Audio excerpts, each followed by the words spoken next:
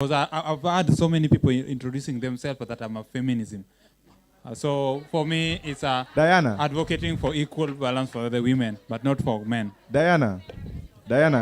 Yes. If you can have our first contributor to explain on what I knew this would spark more than 1 minute. I mean, it's an act of advocating equal rights between men and women. I mean, for both. You advocate for both. How many of us agree to her? Okay. Yes, give mic.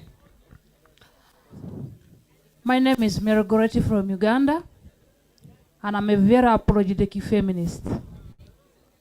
Unapologetic? Unapologetic feminist. Feminism is about having equal opportunities for both men and women.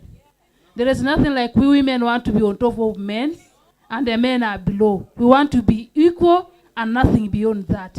And we want to fight patriarchy that puts women at a disadvantage and the men are the top. That is what feminism is all about. Okay, thank you. So clearly we have a conversation for a fireside chat tonight. Exactly. But before I hand it over, I would love to pick a gentleman, because we've heard from two ladies here.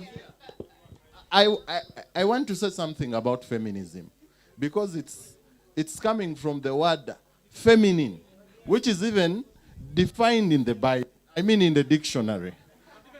Even the Bible. But I will not go in the Bible. It's because I want to say something about this. I was converted one day. I was listening to a lady who is based in the UK, but I think she's a Nigerian. She said that feminism is about identifying issues that are female-centered, that need to be talked about strongly. That is about feminism. There are areas that we have not tackled well concerning women that people are blind about. And when you come out strongly and advocate for them, that is feminism. That's my definition. Most people are talking about the definition of gender and gender advocacy. Yes. Okay. How many boy children agree with him? Okay.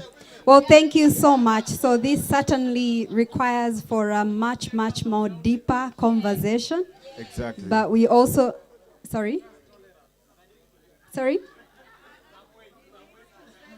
Some work? He wants to add some weight of that. Wait. Okay, finally. Close us off. 30 seconds. I am Mwisio Musila from Kenya, and I want to agree with that person who spoke last, and I want to say this with insistence. What she said, dismantling patriarchy, already says feminism cannot be anything about men. It can be everything about women. So let us be clear that feminism is a women issue. Only that, when we get it wrong, highlighting those social, political, and economic issues to look like we're competing with the men, we lose the focus. But it is uplifting women in both social strata, political strata, economic strata, and it is a women question, I insist. So my heart is bleeding.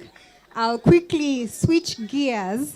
Again, I think it calls for a much, much more deeper discussion, understanding, awareness, sensitization, because clearly, there's two sides of the equation. What do you have to say? I'll save it.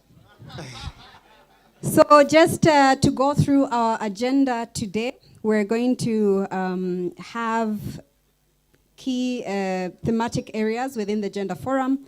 One of them is understanding the challenge, the current prevailing challenges around gender equality or achieving gender equality. We're going to have an intergenerational dialogue on gender-based violence and economic justice and rights. On to economic justice and climate action. Intergenerational dialogue on bodily autonomy, on SRHR and feminist movements and leadership. Intergenerational dialogue on feminist action for climate justice and technology for innovation for gender equality. And we're going to close us off with an exciting opportunity that Plan International in partnership with MSTCDC are going to be launching. So you don't want to miss that, because there might be opportunities for some of you to actually partake. Without further ado, I would like to hand over to you to welcome our first speaker who is online. Over to you. Okay, we are having a very good time, I think, discussing agenda, but first and foremost, I would like to welcome keynote remarks from Her Excellency Jeannette Kagame, First Lady of the Republic of Rwanda. Sorry, I think there's a mistake. So we'll have opening remarks from Elsie Masava, Youth Advocacy Advisor for She Leads Plan International.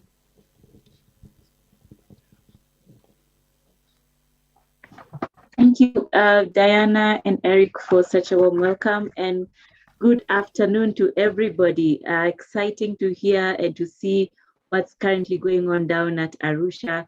I wish I could be there, but was not able to. I just want to recognize the Honorable Kassim Majaliwa, the Prime Minister of the United Republic of Tanzania, Her Excellency Jeannette Kagame, the First Lady of Rwanda, Honorable John Mongela, the Arusha Regional Commissioner of Tanzania, distinguished delegates, the amazing young people of Africa, hoye! Ladies and gentlemen, good afternoon. We are actually very delighted to be hosting this Gender Equality Forum, which will focus on young people's contribution to national implementation of the Action Coalition's commitments within the generation equality. What we are going to be discussing today is basically what will it take to realize these commitments? What specific issues are very focused on young people, and how will we tackle them? And most importantly, we've been talking across the board throughout these last 2 days, how should the accountability framework be designed to actually deliver on its promises? These and many more concerns are going to be our focus today, but it's exciting to see the lineup of experts from the different spaces and regions across the continent. Most importantly, we want to note the East African community's undying commitment to the realization of the young people's full potential, particularly evidenced by the participation of Rwanda's highest office in the land. We really congratulate, and we are very excited to have you participating here with us and taking part in this engagement. Ladies and gentlemen, it's only when we ask questions and we really criticize issues that we can be able to find true and lasting change. Therefore, today it's my hope that we will use our shared space to do so responsibly, safely, and in an inclusive manner. Keep the chat on fire. I already see so much going on, and tweet away with the hashtag Yuli2021 so that other young people can also join in. I wish you fruitful deliberations. Thank you so much. Thank you. We're going to proceed on the locating the challenge around gender issues, and our second panelist is going to be Karen Dasa from Social Justice Advocate and Peace Builder.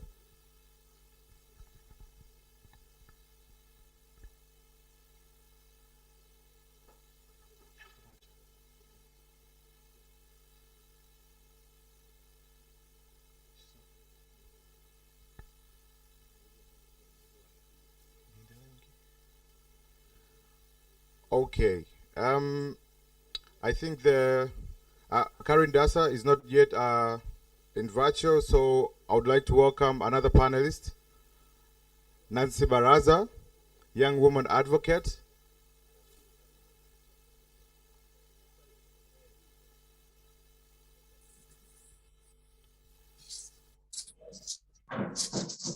Hello. Nancy Baraza, welcome. Yeah, we can hear you. Yeah, so my name is Nancy Barasa. I'm an SRHR advocate and influencer.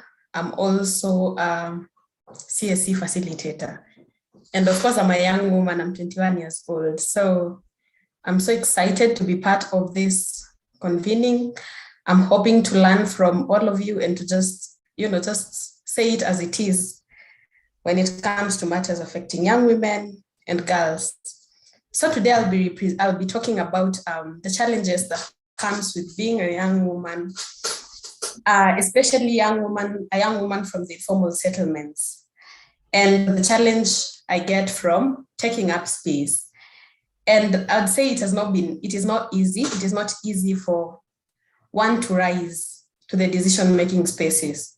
First because of my, self-esteem issues, or maybe, just not believing in yourself enough.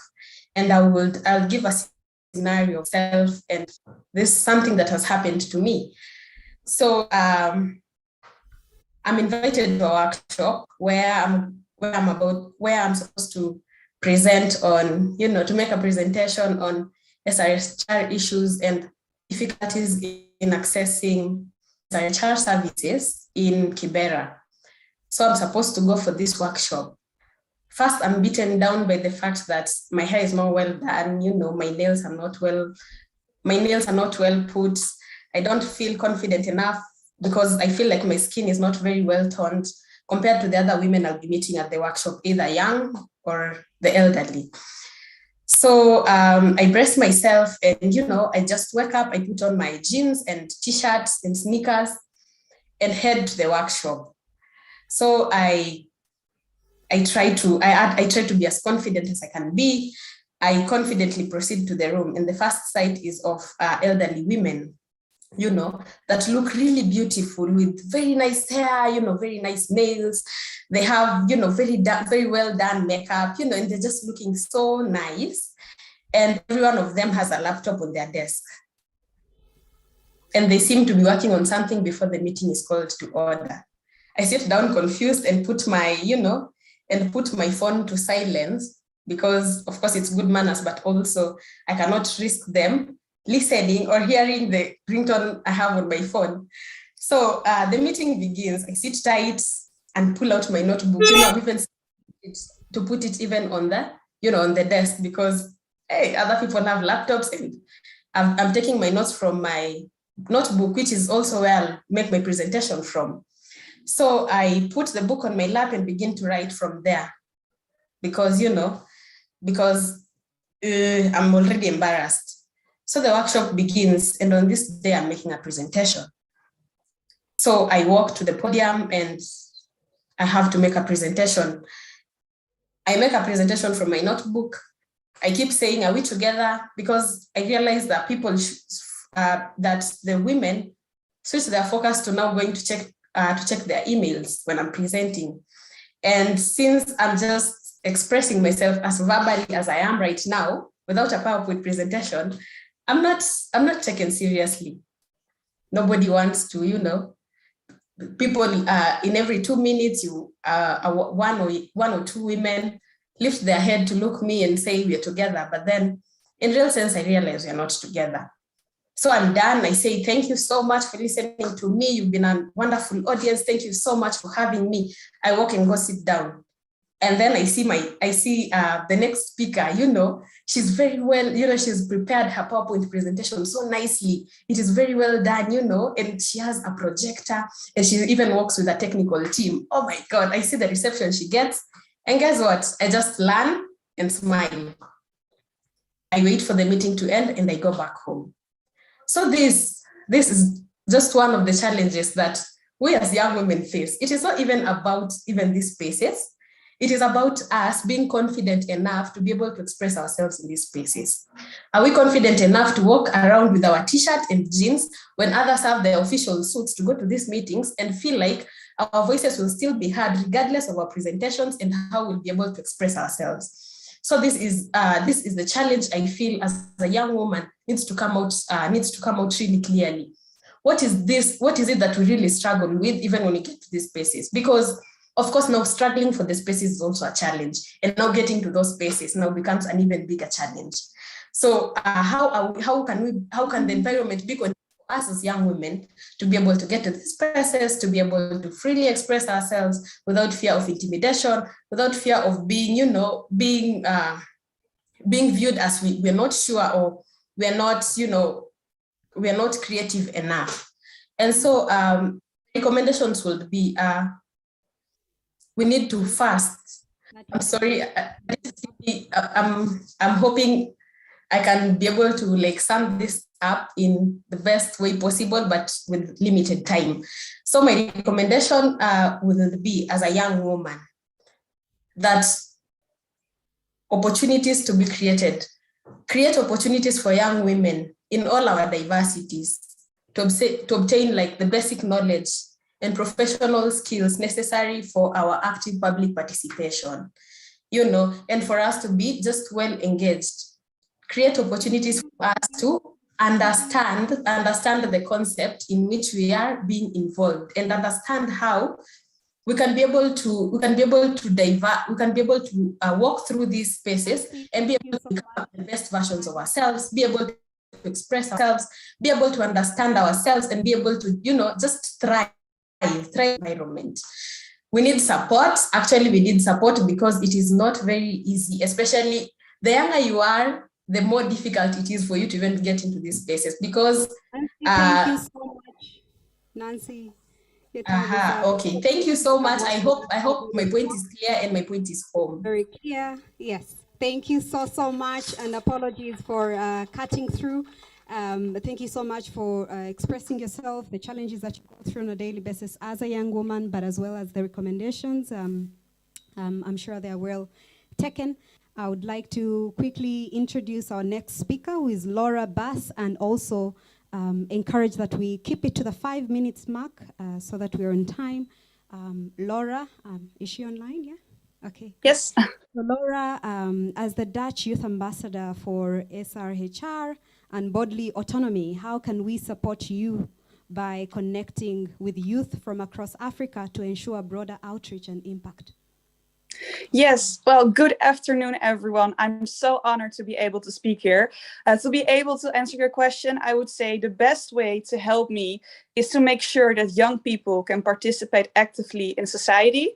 My name is Laura Bas. I'm 25 years old, and I'm the Youth Ambassador for Sexual and Reproductive Health and Rights, Bodily Autonomy, and Gender Equality within the Ministry of Foreign Affairs. In one sentence, my job is to make sure that the voices and needs of young people from all around the world are represented in the policies that the Ministry of Foreign Affairs make. I have applied for this job because gender equality is something that really fits me, because I grew up without a biological father, with a mom who worked 4 days a week. And I noticed that even in the Netherlands, there's still a lot of stigma on women who work almost full time and have small children. People often say to me, "Oh, that's so bad that your mom have to work and that she's not be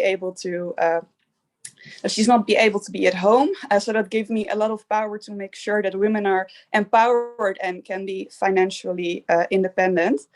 Today, I wanted to talk to you about 5 key elements which can help all the young people to participate actively in societies. And these are like responsibilities for governments, for companies, to make sure that you can participate.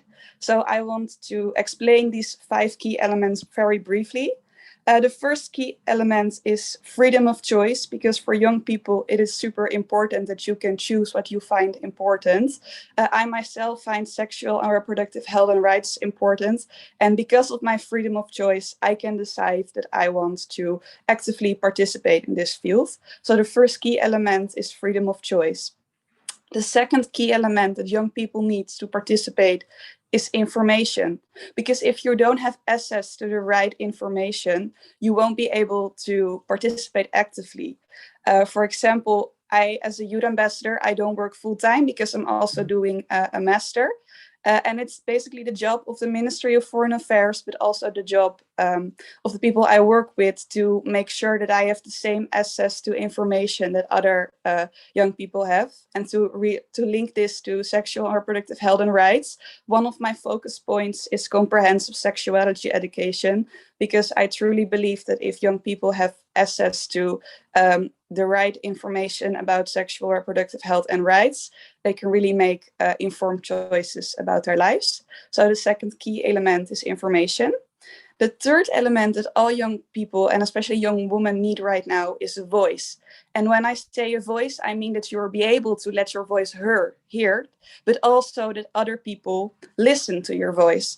Because a lot of times you see that young women take space to talk and to say what's on their mind, but a lot of times not everyone listens. So governments and companies have to make sure that the voices of young people are being heard as well, and that they are taken seriously.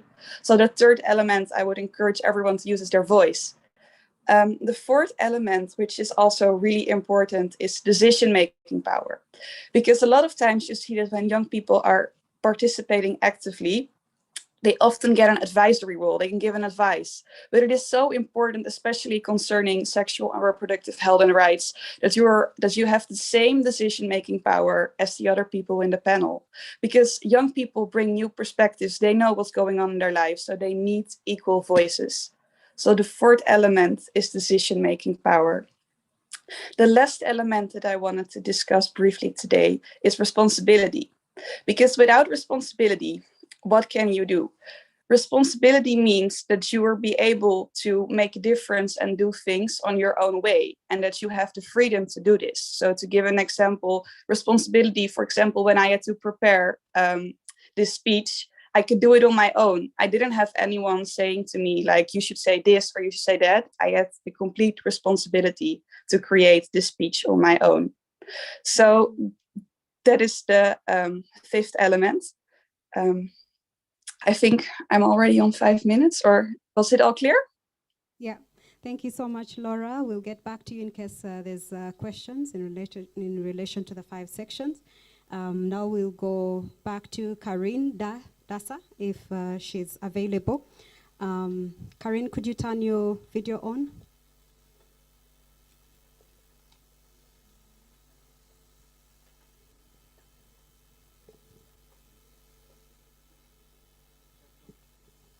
She dropped. Now, thank you so much, Laura and Nancy. Now we will move on to the next section. I would like to encourage the audience to save your questions and comments, because we'll have a Q&A session at the end of all the thematic areas. So I'll be sure to take in your questions, both for the virtual and face-to-face audience. So moving on to the second section, which is intergenerational dialogue on gender-based violence and economic justice and rights. We have Esther Nyawira as a speaker. We also have Joanita Najuko, Anika, Jen, Dorothy. I believe Anika is here, so you can take the stage. You'll be the only speaker who is here physically. Your colleagues are virtual. Fatu Sewatnatu also. Njile Bwana. Sorry for some of you that I'm butchering their names. Apologies for that. Anika, please take the stage. And our first question goes to Esther, who currently works for Feminist. So Feminist has, please take the stage. Feminist has supported young women in getting closer to the Action Coalition's commitments and its implementation process. Could you take us through that? Because, you know, quite a number of people here that might not even know what the Action Coalition is. So just a 1 minute introduction of that, but also what Feminist is currently doing as pertains to that Action Coalition. Over to you. 5 minutes. Thank you very much, and good afternoon from Nairobi. My name is Esther Nyawira, as you have been told. I work at Feminist as the Girls and Young Women's Coordinator. I work closely with, we work together with Elsie, who was before me on the program she mentioned called She Leads, which is being implemented in 7 countries in Africa, and it also has a regional component. So at Feminist, our role or our main mission is we exist to inform and mobilize and also influence policy spaces. And to this end, we have been very active in Generation Equality Forum and the 6 action coalitions. which I know Anika was very strategic in working on that. So I will allow her to speak about the action coalitions. But our role has been to mobilize girls and young women in the economic justice and rights action coalition, which is one of the like a thematic area that Generation Equality was working is working on, or it's spearheading. And our work with girls and young women in Africa, we were given this action coalition to co-lead and also co-convene, bringing young women and girls together so that they can shape the blueprints that were presented in the during the Generation Equality Forum in Paris. So to that end, we were able to mobilize African women and girls, about 600 of them from 14 countries, to host watch parties. So we supported them to host watch parties so that they are able to access the opening ceremony of the Generation Equality Forum, which took place in Paris, and also to enable them not just to access the first session, but also all the other sessions. We also supported them to come up with accountability frameworks so that they are able to monitor and track the commitments that different leaders, presidents were able to make in their countries, so that moving forward in the next 5 years, they will be able to hold them accountable. So in a nutshell, Feminist is committed to support, has been and will continue to support girls and young women to strengthen their capacities, to mobilize them, also that they are able to also mobilize in their countries, bring other young women together, share information, have information on what is going on, because many people fail to understand, do not always have access to information. What is generation equality? What are the action coalitions? So sharing of that information, we do that very often.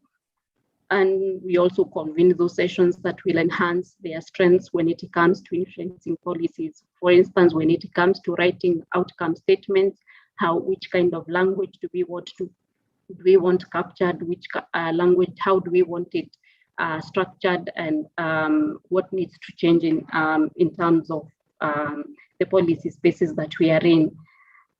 So two things that are very critical when it comes to generation equality and the action coalitions on economic justice. One is that how we are working on how we continue to support young women is that we are we usually have an annual forum, which we call the African Feminist Macroeconomics Academy.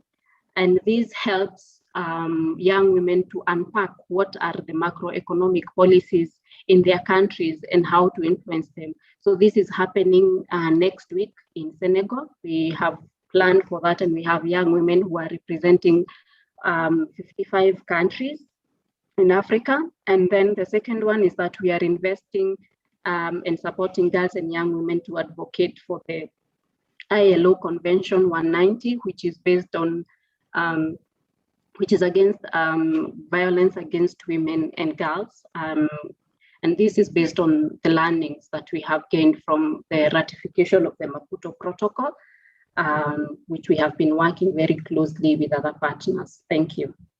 Thank you so much, Esther, for your remarks. And I think this is a beautiful segue to Annika's remarks. So Annika, you'll take the stage and get the mic. Thank you. Thank you. You, as you have been actively involved in the process, for the Action Coalition, but also Generation Equality, what's the status of implementation, and what are three most pressing challenges that you see, I would like to say young women and men face, but if you want to qualify it later on into diving more deeper into what young women face, but at this moment, what are those challenges that both young men and women face? Okay. Thank you so much.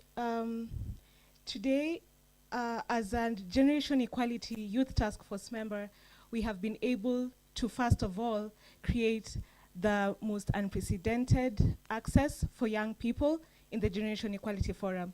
So probably we could ask, what is the Generation Equality Forum? I think we all remember in the year 1995 when some of our mothers, our aunts, went to Beijing and came up with the, declaration, the platform for action. Who remembers which of the 12 thematic areas was created, championed for, specifically by African civil society? Any idea? Anyone? The girl child. The African civil society mobilized and developed the action, one of the 12 critical areas, which is the girl child. And so today, having launched the Action Coalition, which has 6 thematic areas, having some of our countries leading those thematic areas, we are yet to achieve the gender equality promise of future. And even as the Reykjavik Forum happens in Iceland today, Iceland, which is seen to have the most progressive gender equality status, still says that they are behind. So today, I will not talk about the issues and challenges of young women that are quantifiable or are researchable. I will talk about the ones that we cannot quantify, the ones that we do not talk about, and the ones that are really hard to put on paper. Three things today: access to career and education progress, lack of recognition and legitimacy as critical stakeholders, and lastly, access to financial resourcing. It has been noted that we all know it is very difficult for a young woman to critically contribute to societal conversations. Why is it that in the space of being, of course, as our first speaker said, unmarried, childless, and young, it almost becomes a crime? In some of the books, we have talked about young women of Africa specifically suffering from the triple yoke of oppression. You suffer from being black, then being a woman, and then being a young woman. All of us have to ensure that within affirmative action, we have to have affirmative action. Women are not a homogeneous group. We have categories of young women, of persons with disabilities, of women in the rural areas, 15th October is their day, of other categories. And so it is very important that in demarcating these spaces, we are able to look far and beyond and look at how are we reaching all intersectionalities in all their diversities. And so it cannot stop at just saying that we have given women a position. I know political parties are very notorious of doing that. And so moving forward, can we ensure can we ensure that we are particular of demographics and of spaces? In my second point, I look at access to career progression and education. We are still in COVID, and we have embraced technology, but we still have scholarships that say that a young woman cannot, or women in general, cannot attend a scholarship program virtually. These are barriers in vaccine justice, barriers in access to education, and that reinforces the triple yoke of oppression. So, can we be deliberate about ensuring what are the barriers that young women need to succeed? 1, of course, education. 2, of course, equal pay. We still have young women being paid less for the same amount of work that their fellow counterparts are doing in the same space. I don't know if there's a cut somewhere. But okay. But you have 30 seconds to go. Okay, thank you. So today, as I sit before you today, Generation Equality was supposed to be a relaunch of the galvanizing of all stakeholders, private sector, civil society, governments, philanthropies, coming together to relaunch the promise of gender equality. But every one person in the village we ask, they still don't know what generation equality is. It means that the conversation needs to go beyond civil society, beyond youth activists, to each and every person in our households. If we cannot entrench gender equality in our schools, then we are bringing up a generation where the girl child has been brought up in empowerment and the boy child has been maintained in patriarchy in the same household, and we are preaching gender equality in the workspace, but living a different reality in our households. And that will hold us back as much as we are right now. Thank you. Thank you so much. That's not enough. Let's give her a huge round of applause. How many of us are facing the triple yoke of oppression? How many of us are facing that? Or didn't we understand it? The triple yoke of oppression. So when a woman is black, unmarried, childless, how you're viewed in society. I think that's what she was trying to say. So now over to Joanita Najuko, who is online. Joanita, could you please turn your camera on? Yes, I'm here.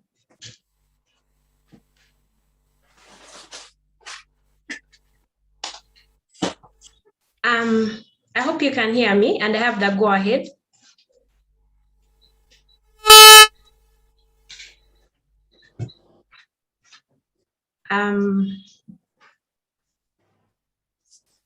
Okay, I can't hear what's happening, so.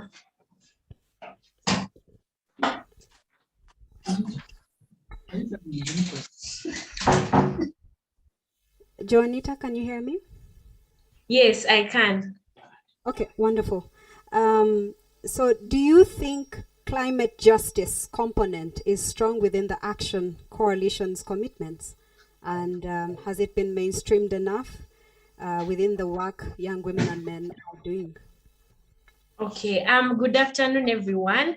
Thank you for this opportunity. My name is Najuko Joanita, and I am the program associate and under the Economic Justice and Climate Action Program at Akina Mama Africa.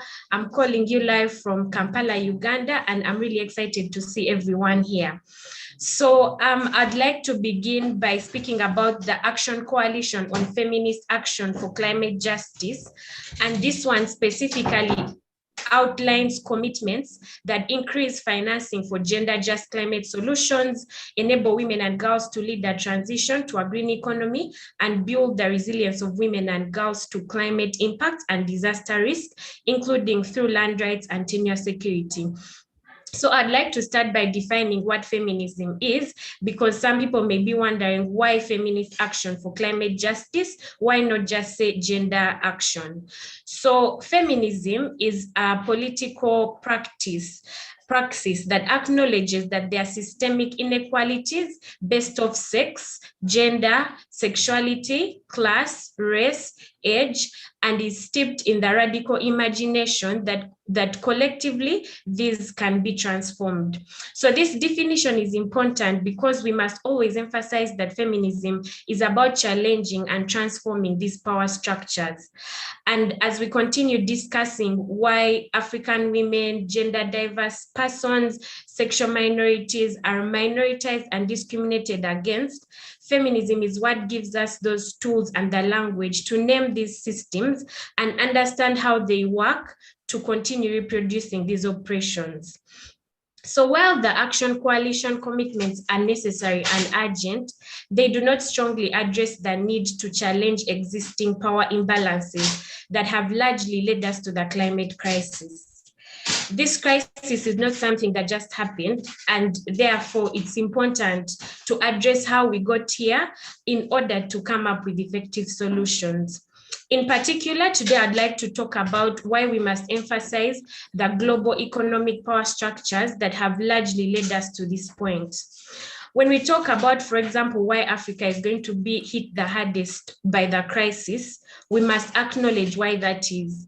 So this requires us to address legacies of colonialism, imperialism, neoliberal capitalism, and how these manifest and affect our ability as African people to self-determine in these economic global systems that are built on hierarchies and that centers profit over people.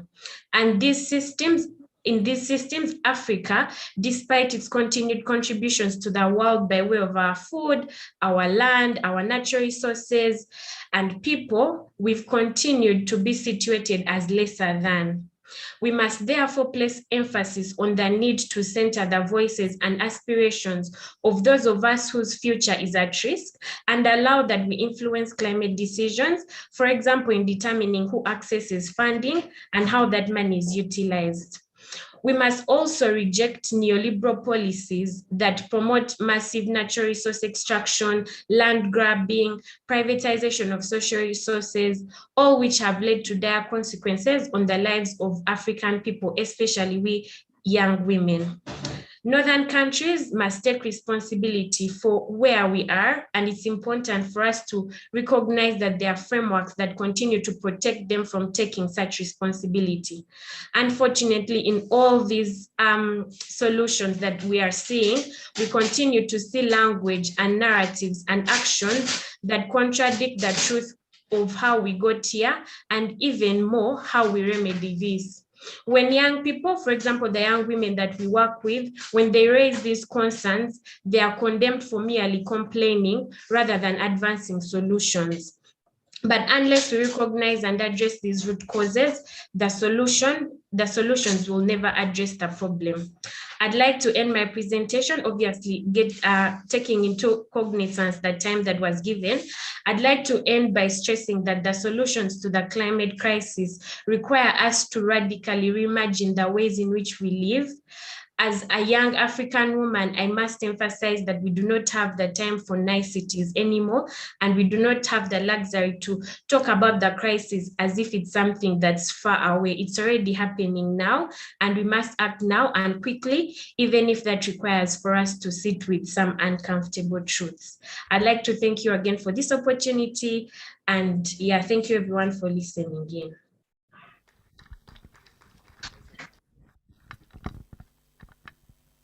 Thank you so much for your remarks. I would like to switch over to Esther. Esther, if you're online, please turn your camera on.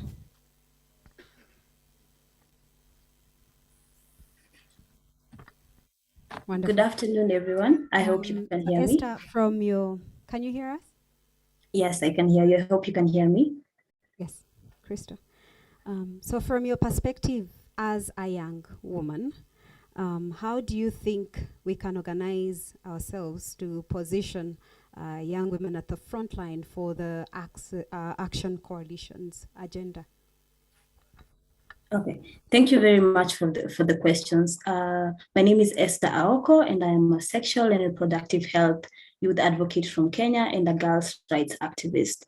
First and foremost, I would like to share a bit about the background of the commitments that the government of Kenya made during the Generation Equality Forum, because the Kenyan government recently made very bold commitments during the Generation Equality Forum towards ending gender-based violence in Kenya. And these commitments were informed by the alarming rise in the number of gender-based violence cases since the onset of the pandemic. And I am really glad to have been given the opportunity today to speak about the ways that young women could be meaningfully involved in holding their governments accountable for the implementation of all the commitments that were made during the forum. And first and foremost, young women can start by popularizing the commitments that were made during the Generation Equality Forum. And this can be done by sharing the commitments on social media, telling their friends and family about it, and using every opportunity where they have a group of people gathered together to share these commitments. This is because we cannot expect young women, especially those who are marginalized, to join the fight for the implementation of the commitments if they are not even aware of the commitments.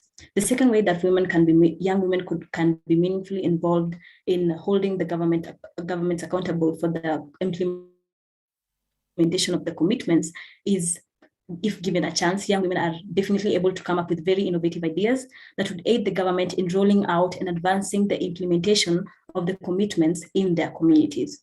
The third way that young women could be involved is gathering support among themselves and lobbying and pushing for accountability from those who are responsible for the implementation of the commitments. And this could be done by organizing support from other young women and writing calls to actions, and also seeking audiences with stakeholders, which will give them a platform to demand for the inclusion in the implementation of the commitments. The other way is that young women should be included and well represented in technical working groups that are in charge of monitoring the implementation of commitments. It is also important for government to support the creation of young women-led bodies, such as advisory groups, because these advisory groups will work to ensure that the voices of young women women are not only heard, but included in decisions regarding the implementation of these commitments. And this is because in many cases, we find that when decisions are made about young women, it is rarely to find young women at the table. But when we create bodies such as advisory groups, young women will be able to be part and parcel of decision-making processes. Can we interrupt you a bit? We'll get back to you later on. Let's all stand up. Yes. Would like to recognize the presence of the United Republic of Tanzania. Would like to recognize the presence of Honorable John Mongela, who is the Arusha Regional Commissioner for the United Republic of Tanzania. Would like to recognize who is the Secretary General, East Africa, Mwabuba, who is the ED for MST-CDC. Without further ado, would like to listen to the national anthem. So let's all be at ease.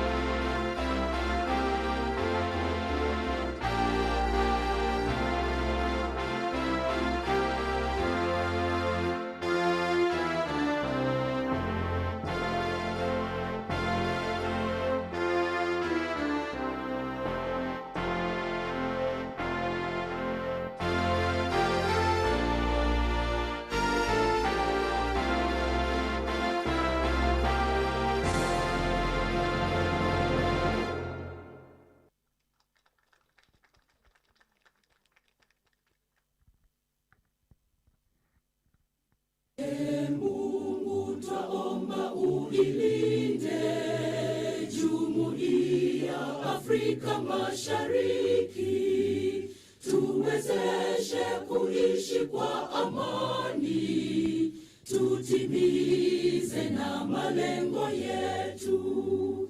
Jumuiya yetu sote tuilinde, tuajibike, tuimarike. Umoja wetu ni nguzo yetu, idumu jumuiya yetu. Uzalendo pia mshikamano viwe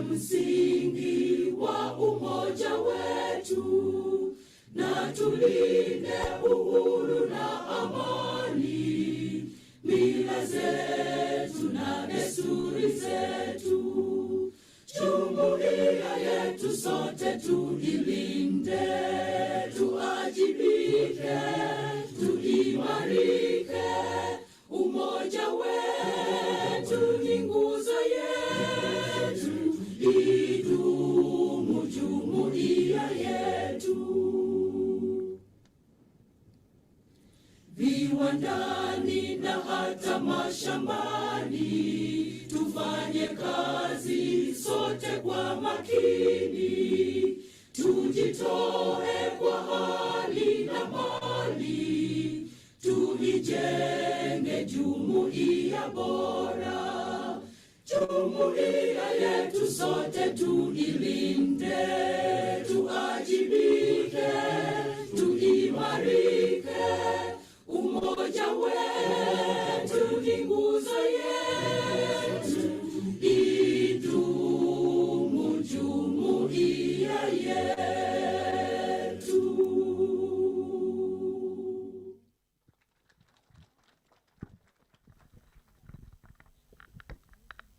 We can now be seated.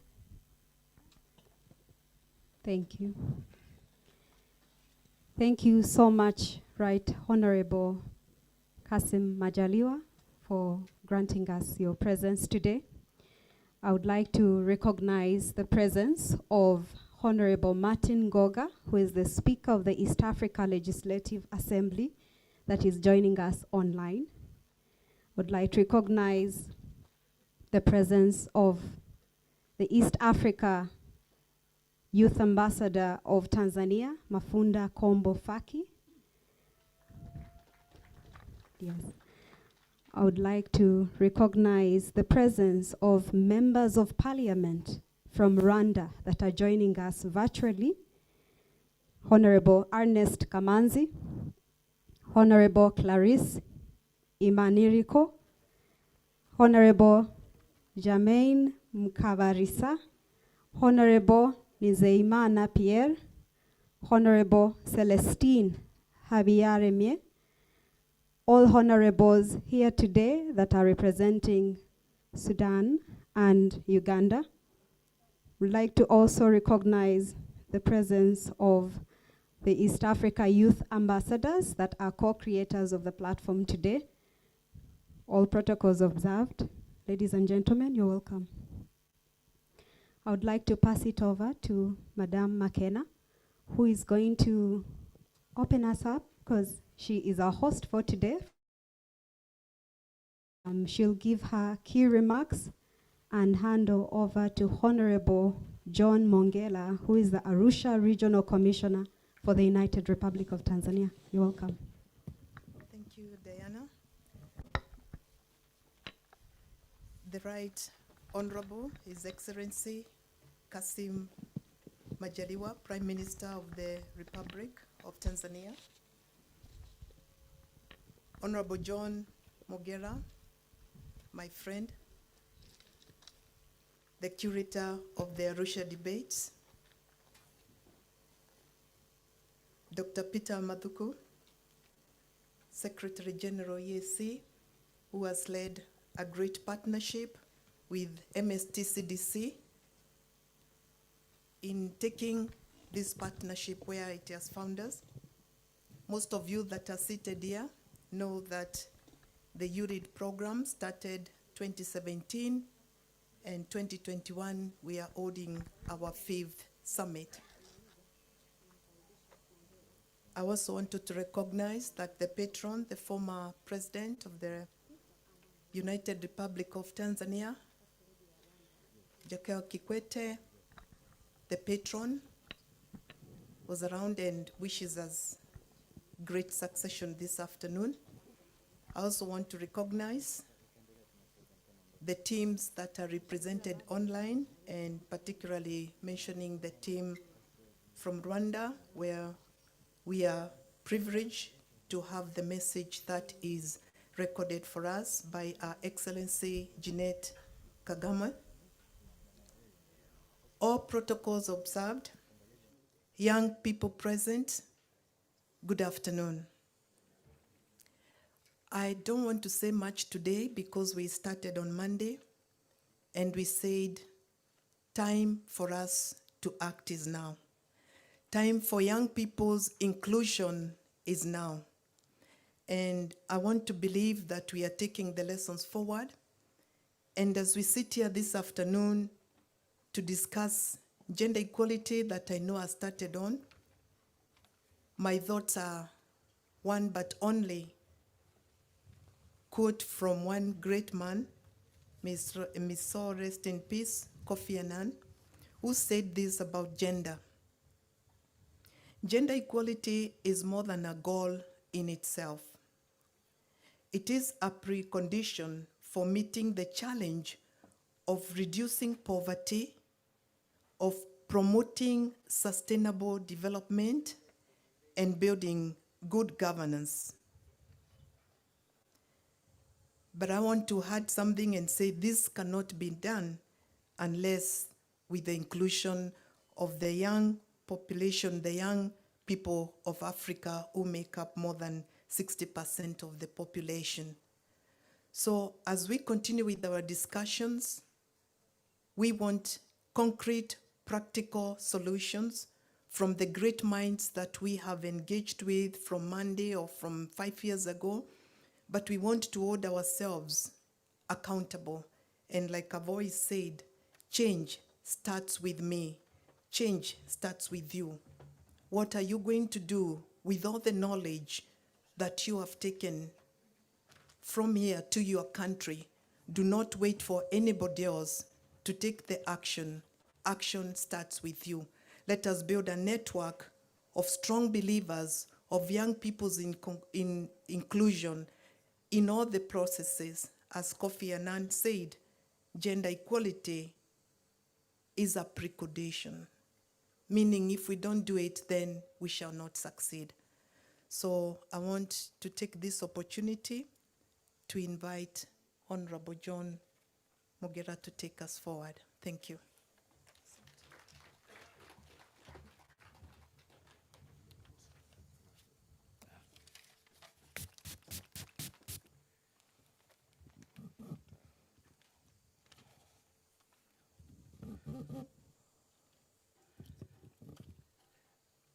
Right, Honorable Kassim Majaliwa,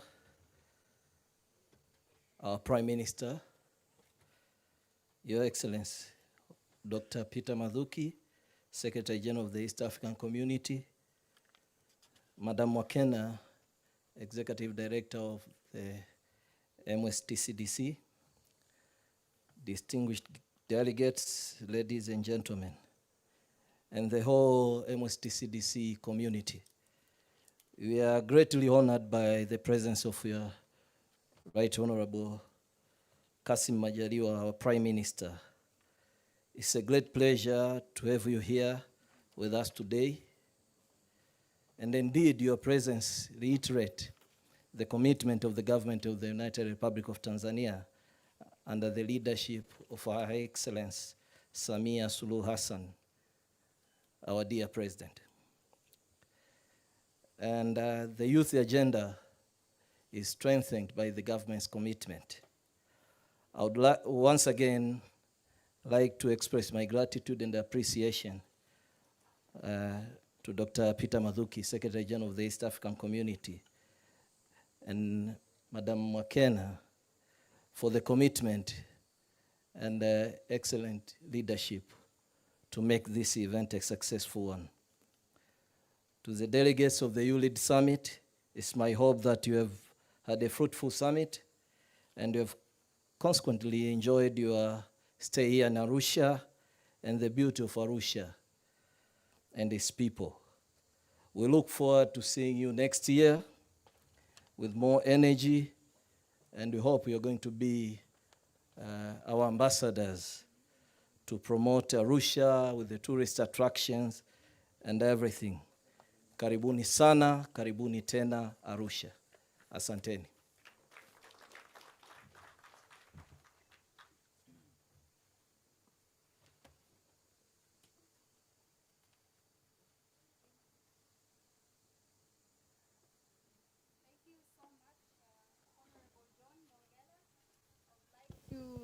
request you to welcome for us on stage Honorable Dr. Peter Mathuki, who is the Secretary General for East Africa Community. Okay, then let me take this opportunity also to welcome Dr. Mathuki for your address. Welcome, sir.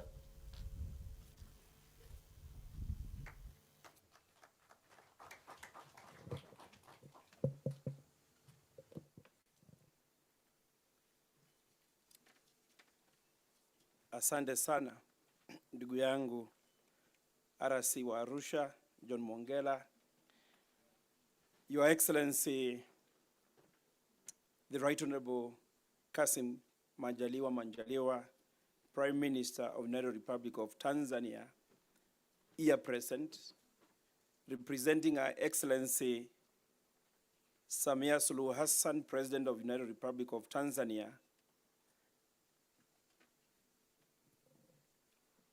Your Excellency, in absentia, Her Excellency Mama Jeannette Kagame, First Lady of the Republic of Rwanda, whom you are going to listen to a recorded speech after this. She ought to have been with us, but she's with us through a message. His Excellency, in absentia once more, Jakaya Mrisho Kikwete, the former President of the United Republic of Tanzania, but patron of ULID. Right Honorable Martin Ngoga, who is participating virtually, the Speaker of the East African Legislative Assembly, and of course the members of Parliament, National Assembly participating in this event, members of the East African Legislative Assembly, colleagues, leaders, young leaders here present, distinguished leaders who are all here, the media, ladies and gentlemen. It's my pleasure, on behalf of the East African community, Your Excellency, to welcome you to this event, which is organized by MSTDC in conjunction with the East African community. And Your Excellency, the Right Honorable Prime Minister, I want to bring to your attention that indeed we also received a lot of support by our development partners. We had the government and the ambassador of Germany supporting us. We had the ambassador of Switzerland supporting us, the ambassador of China supporting us, and so many other development partners who joined with us. And therefore, Your Excellency, I want to appreciate you and appreciate Her Excellency Samia Suluhu Hassan, President of the United Republic of Tanzania, for being an avid advocate of gender equality and the youth.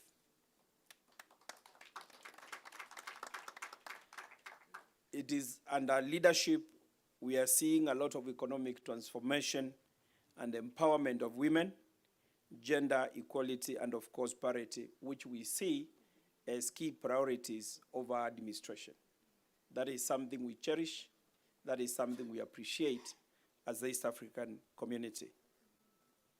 Your Excellency, Right Honorable Prime Minister, your presence here is a testimony of Her Excellency's commitment and the commitment of the government of United Republic of Tanzania to ensure that in all that you do, you have youth and women included in the development agenda of Tanzania.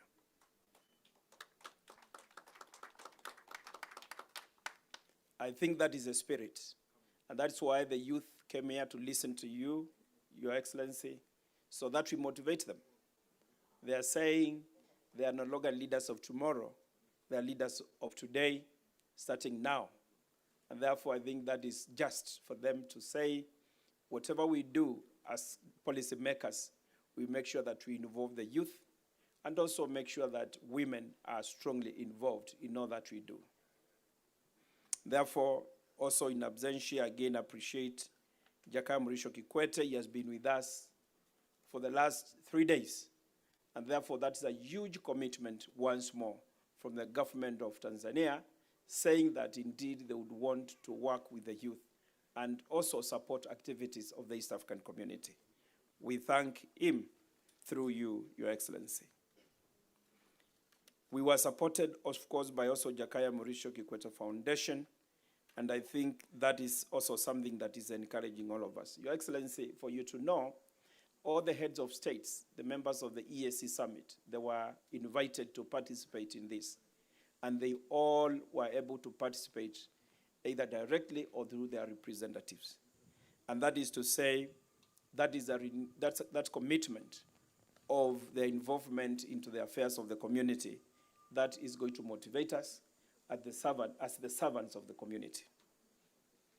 Your Excellency, aware that, of course, the treaty establishing of the East African Community, Article 21 of the treaty itself, it gives a lot of prominence to the issues and the role of women in matters of socio-economic development. And therefore, ourselves, whatever we do, and the discussions that are being held in this huge and important meeting, as the Secretary General of the community, I have a duty and responsibility to convey the same to the Council of Ministers and to the heads of states when they have their summit, sometimes hopefully within this year. I want to assure you, all that you're discussing here is not in vain. It will be mainstreamed into the policy-making structures of the East African community. And therefore, I want to assure you that as we move on, even next year, we want to make a bigger statement, we will make it a bigger event.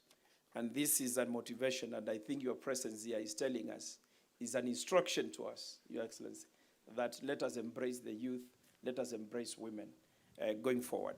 And therefore, the future, where it sits, I feel the future is safe when we invest in our youth and women.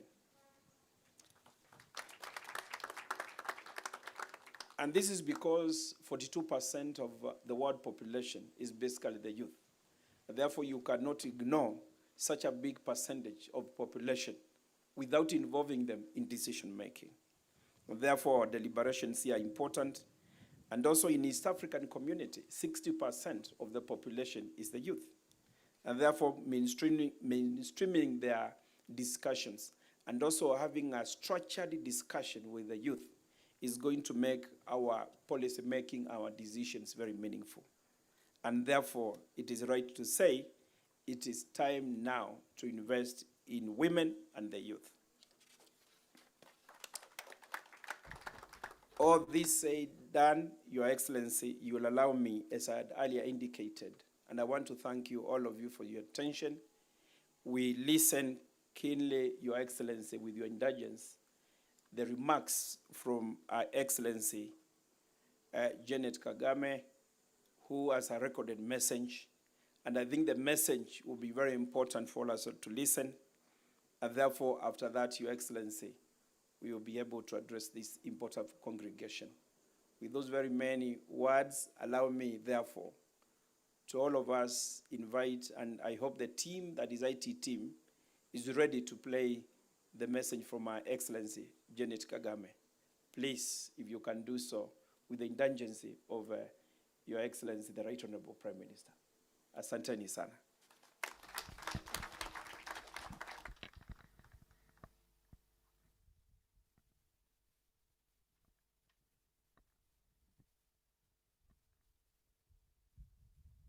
Honorable Prime Minister Kassim Majaliwa, distinguished East African leaders, ladies and gentlemen, our dear youth, good afternoon. It's impossible to create a better world without bettering the lot of women. The world cannot be a better place if women's conditions are not better in it, wrote Tajuddin Abdul Rahim, and may his soul rest in peace.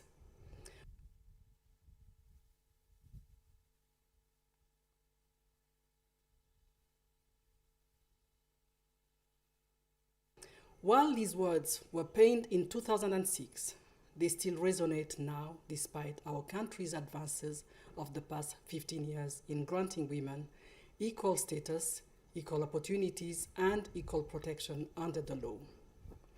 Perhaps the greatest indicator of how much further our fight must take us is the fact that discussions on female equality are still being held, and justifiably so.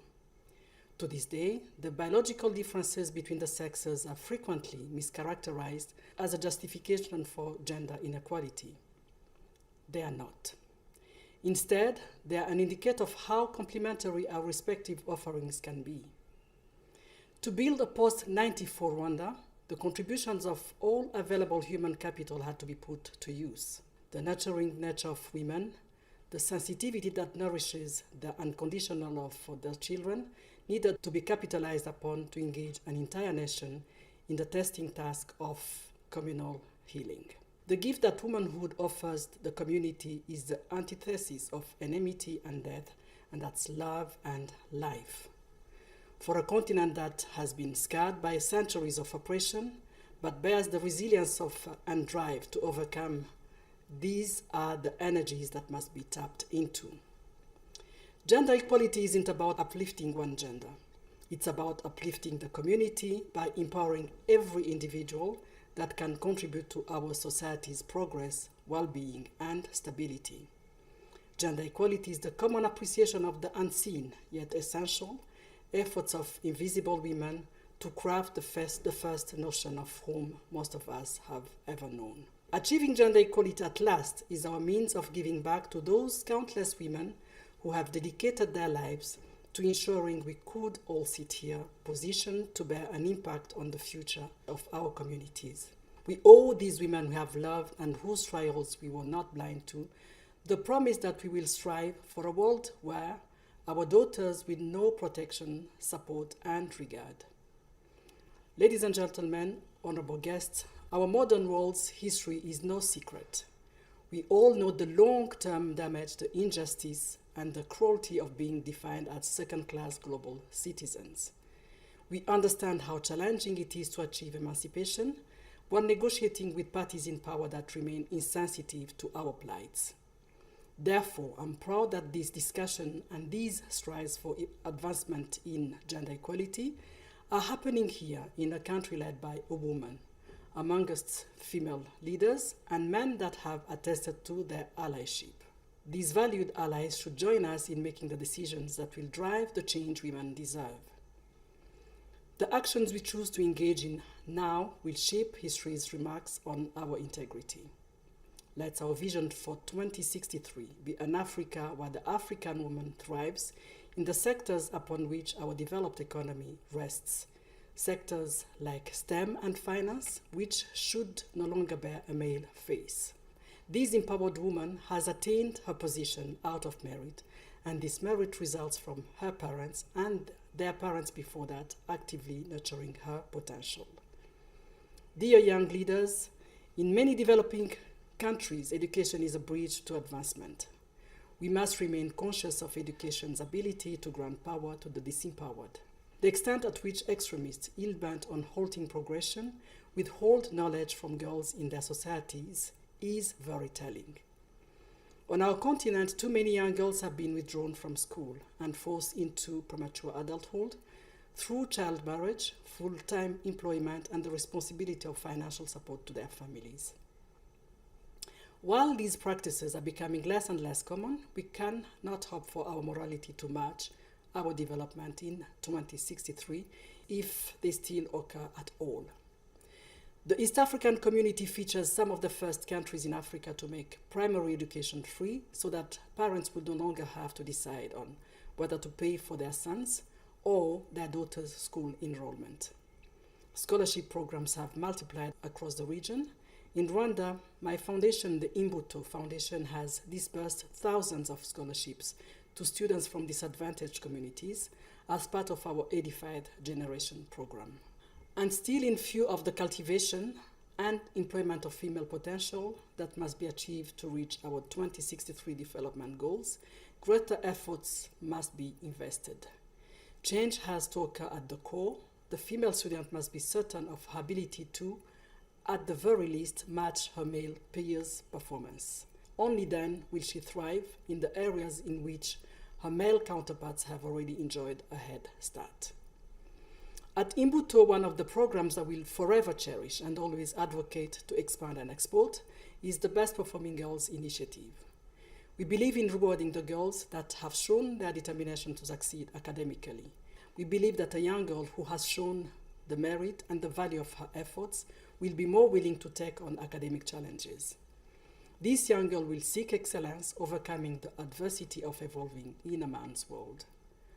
But it's one thing to reward academically promising girls.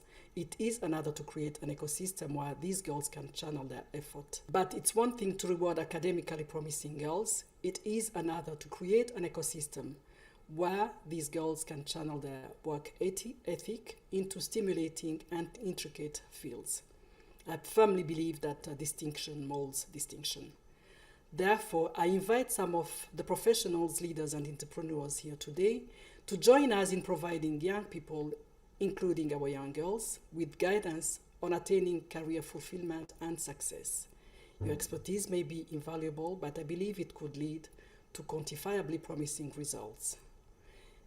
Dear distinguished guests, yes, our women and girls are valued. But the future I envision for our nations is one where these facts makes for the protection, support, and access to every opportunity they deserve. For all the love women and girls receive, they reinvest tenfold in their communities. Mpe mwanamke amani, utapata utulivu. Give a woman safety and she will give you serenity. Mpe mwanamke elimu, atawalea watoto wako wawe na busara. Allow a woman knowledge and she will raise your children to be wise.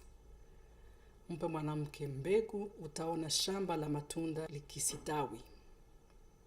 Give the woman a seed and you'll watch a fruit garden flourish.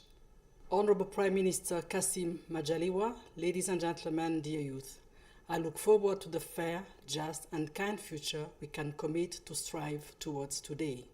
All that is left for us to do is act. Thank you.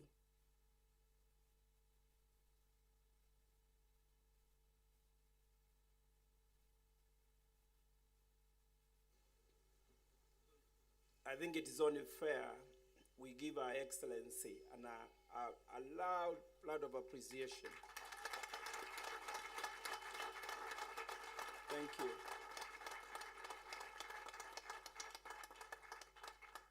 Those are very strong and powerful words coming from a leader, and for that matter, a role model for women. And I think it is only fair to say that she is saying, indeed, there is no limit.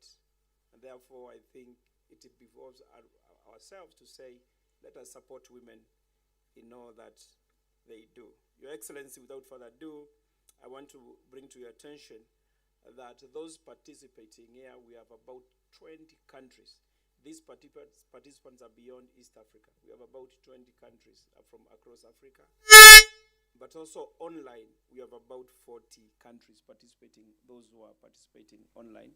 We have people coming from Liberia, others from Tunisia, others Equatorial Guinea, and they all want to see how this ULEAD will be going forward. And I think this tells us from next year it will be a huge summit. And so during this session, Your Excellency, we agreed we don't call it ULEAD Summit. We'll be calling it a ULEAD Forum. This forum, it is something they'll be doing programs and activities during the year. Then it will culminate into summit, because summit is a one-day event, or maybe an event and then you wait until next time. Like now we have a forum where they can continue having program to support the youth. However, I think that is one big transformation we were able to make, but also the Arusha debates that were, of course, hosted by the regional commissioner came out very strongly for youth expressing themselves on what they would want, on what kind of Africa they want, how they would want to be involved. And there was a very open discussion, listening from the youth. So there's a lot to discuss. I think with all those very many words, ladies and gentlemen, it is my humble duty now, I ask you to be upstanding so that we ask His Excellency, the Right Honorable Kassim Majaliwa, Prime Minister of the Republic of Tanzania, representing Her Excellency Samia Suluhu Hassan, President of the Republic of Tanzania, to come and address this occasion. Your Excellency, most welcome.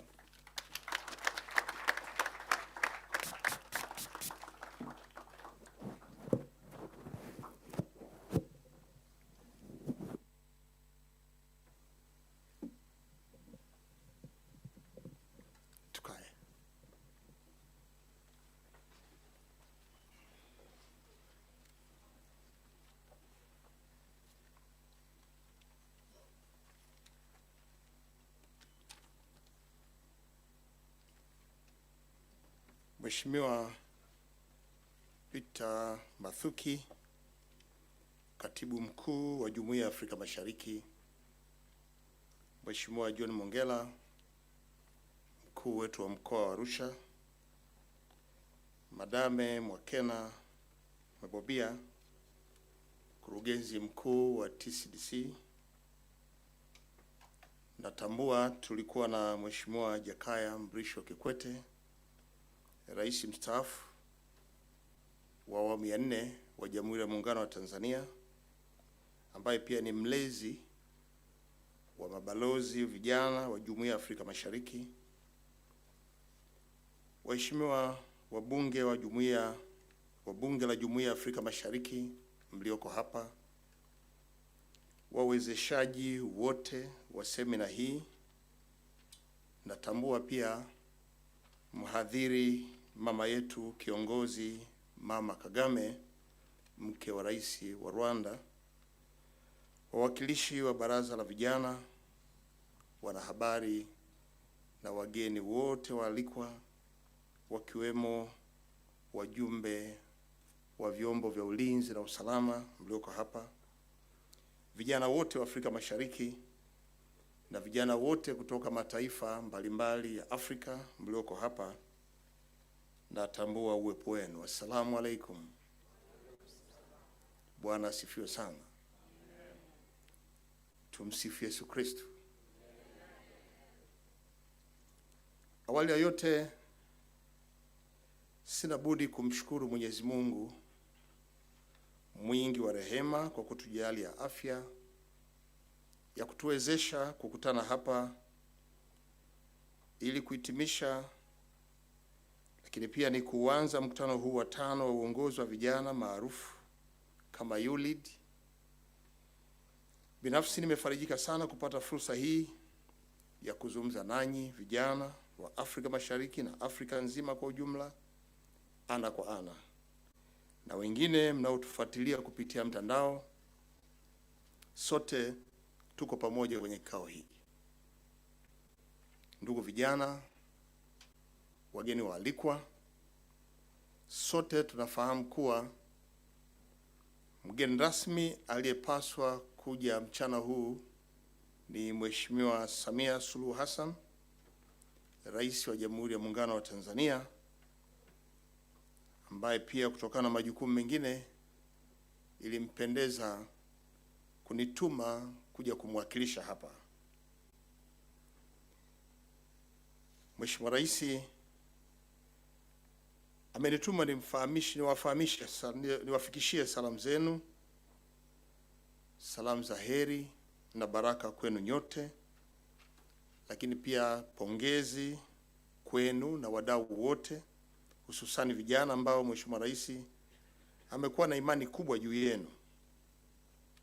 Mheshimiwa Rais anawaasa kuendelea kujituma, kuwa tayari kujifunza kutoka kwa watu waliotangulia, kuwa tayari kufanya kazi kwa uadilifu, weledi, uaminifu, sambamba na kudumisha amani na usalama ndani ya jumuiya yetu Afrika Mashariki, lakini pia bara zima la Afrika. Ninamshukuru sana Mheshimiwa Peter Mathuki, Katibu Mkuu wa Jumuiya ya Afrika Mashariki, na wadau wote ambao wamechangia kufanikiwa kwa mkutano huu.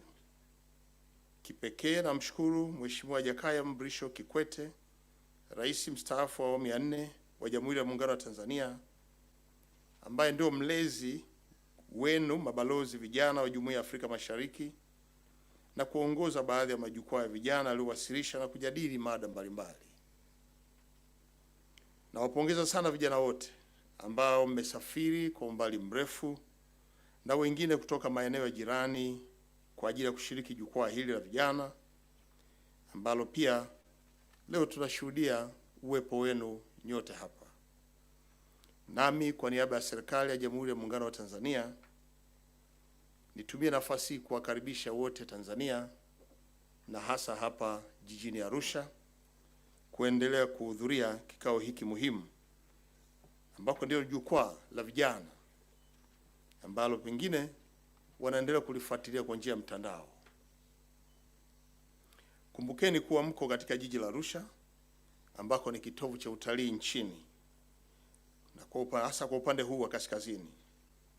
Tumieni vyema fursa hii ya ujio wenu hapa kutembelea na kufurahia aina mbalimbali ya vivutio vya utalii vinavyopatikana kwenye ukanda huu wa kaskazini, ikiwemo hifadhi yetu ya Arusha, Manyara, Serengeti, Ngorongoro, Tarangire, lakini pia mkiweza mkapande mlima Kilimanjaro.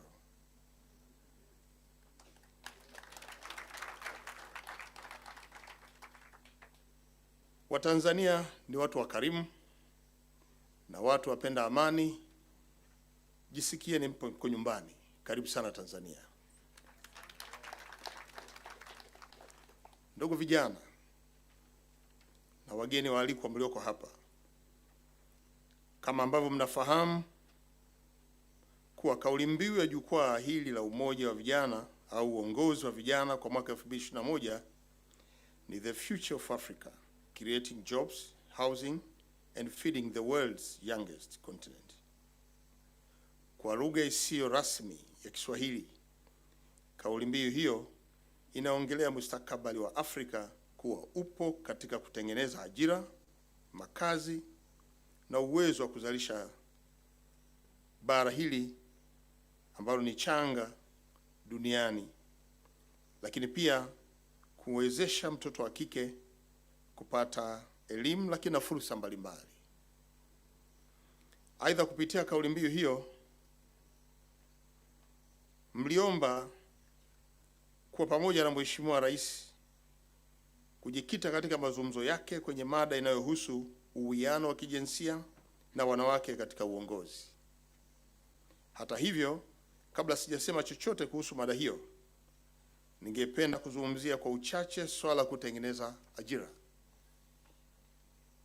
Shirika la kazi duniani ILO katika taarifa yake World Employment and Social Outlook Trends ya mwaka 2020 linaonyesha kuwa kwa upande wa bara la Afrika ukosefu wa ajira kwa mwaka 2020 ni 6.8%, wakati kwa nchi zilizopo kusini mwa jangwa la Sahara ni 5.9%, na kwa nchi za Afrika kaskazini ni 11.7%. Changamoto ya ajira imesababisha nchi mbalimbali duniani ikiwemo Tanzania kuja na mipango na mikakati maalum yenye lengo la kukabiliana na hali hiyo.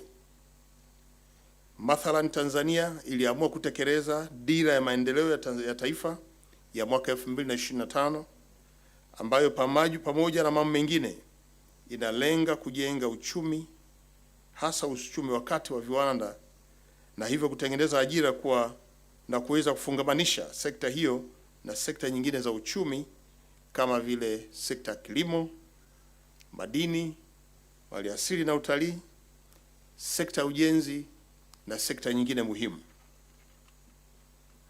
Julai mwaka 2020 tulianza kuona mafanikio ya utekelezaji wa dira hiyo baada ya nchi yetu kuingia kwenye kundi la nchi zenye uchumi wa kati wa chini. Mafanikio hayo yamechangiwa kwa kiasi kikubwa na sera nzuri ya fedha na uchumi wake jumla, sambamba na matumizi sahihi ya rasilimali tulizo nazo na kuwa kwenye eneo la mikakati kijiografia. Hata hivyo, licha mafanikio hayo, tunatambua kuwa safari ya mafanikio hususani katika kutengeneza ajira, makazi na kujihakikishia usalama na chakula bado ni ndefu kama ilivyokuwa kwa nchi nyingine barani Afrika. Aidha, takwimu za mwaka 2021 zinaonyesha kwamba vijana wa miaka 15 mpaka miaka 34 ni 84% ya Watanzania wasiopungua milioni 59. Hali hiyo inatupa chachu pamoja na hamasa kutafuta suluhu ya changamoto zinazotukabili na hasa zinazowakabili vijana. Nimeamua kutoa takwimu hizo kwa kuwa taswira ya ongezeko la watu na mtindo wa maisha wa Tanzania hautofautiani sana na nchi jirani, hata pia nchi nyingine ndani ya bara la Afrika. Taswira hiyo ni kuashiria kuwa Waafrika tunabudi kufanya kazi kwa bidii tena mara 2 au 3 zaidi kuliko wenzetu, ili tuweze kupiga hatua katika kipindi kifupi kijacho. Kwa lugha nyingine, katika kipindi hiki ambacho wenzetu wanatembea, sisi tunapaswa kukimbia mbio. Najua baadhi ya vijana muda huu wanajiuliza sababu ya kuanza kuzungumzia maendeleo ya kiuchumi na swala la ajira. Katika hili, naamini kabisa kuwa nyote mtakubaliana nami kwamba upo uhusiano mkubwa kati ya kujenga uwiano wa kijinsia na wanawake katika uongozi na kukua kwa uchumi tulionao. Tafiti za wataalamu wetu zinaonyesha kuwa tutakapomudu kupunguza kwa kiwango kikubwa au kuondoa kabisa tabaka la kijinsia, tutakuwa katika nafasi mzuri ya kunufaika na ukuaji wa uchumi. Lakini utekelezaji mzuri wa sera za usawa, hususani wa kijinsia, unaweza kusaidia ukuaji wa 10% wa uchumi kwa nchi za Afrika. Ongezeko hilo la 10% litaongeza fursa za ajira kwa vijana wa bara hili, sambamba na mapato kwa serikali zetu, ili kuboresha huduma za watu wake ndani ya nchi husika. Na kwa msingi huo, tunapaswa kuondoka kwenye kasumba ya kuwachukulia vijana kama wanufaika wa maendeleo au viongozi waliochipukia, na badala yake tuwape nafasi ya kuwa washirika halisi katika safari ya kujiletea maendeleo kwa jumuiya zetu, lakini na bara la Afrika kwa ujumla. Binafsi natambua kuwa ipo hatua kubwa imepigwa katika kujenga uwiano wa kijinsia na wanawake katika uongozi. Hata hivyo, taarifa ya UN Women ya mwaka 2017 inaonyesha kuwa itachukua miaka 50 kufikia usawa wa kijinsia katika ushiriki wa siasa na miaka 118 katika usawa wa malipo duniani kote au mapato duniani kote. Kwa hiyo, tukiwa wa Afrika, tunahitaji kushirikiana na kuwa na juhudi za pamoja katika kujenga uwiano wa kijinsia na wanawake katika uongozi huu, huku tukizingatia upekee wetu katika kutekeleza jukumu hilo. Inakadiriwa kuwa hadi kufikia mwaka 2030, 75% ya Waafrika watakuwa ni vijana wa chini ya umri wa miaka 35. Hivyo iko haja ya kuweka nguvu kwenye eneo hili ili kuweka mpango mkakati wa vijana na namna atakavyoshiriki katika kujenga mataifa yao na kukuza uchumi wa kila taifa. Nini juhudi za Tanzania katika kujenga uwiano wa kijinsia na wanawake katika uongozi? Ndugu vijana na wageni waalikwa, Tanzania imeendelea kupiga hatua kubwa katika kuhakikisha kwamba inajenga uwiano mzuri wa kijinsia na wanawake katika uongozi na ngazi za maamuzi. Kwa mfano, katika uchaguzi mkuu wa rais, wa bunge na madiwani wa mwaka 2015, tulikuwa na wabunge wanawake 127 ikilinganishwa na wabunge wanawake 143 ambao walipatikana kwenye uchaguzi mkuu wa mwaka 2020. Mwaka 2015 na mwaka 2020, makamu wa rais alikuwa mwanamke hapa kwetu Tanzania,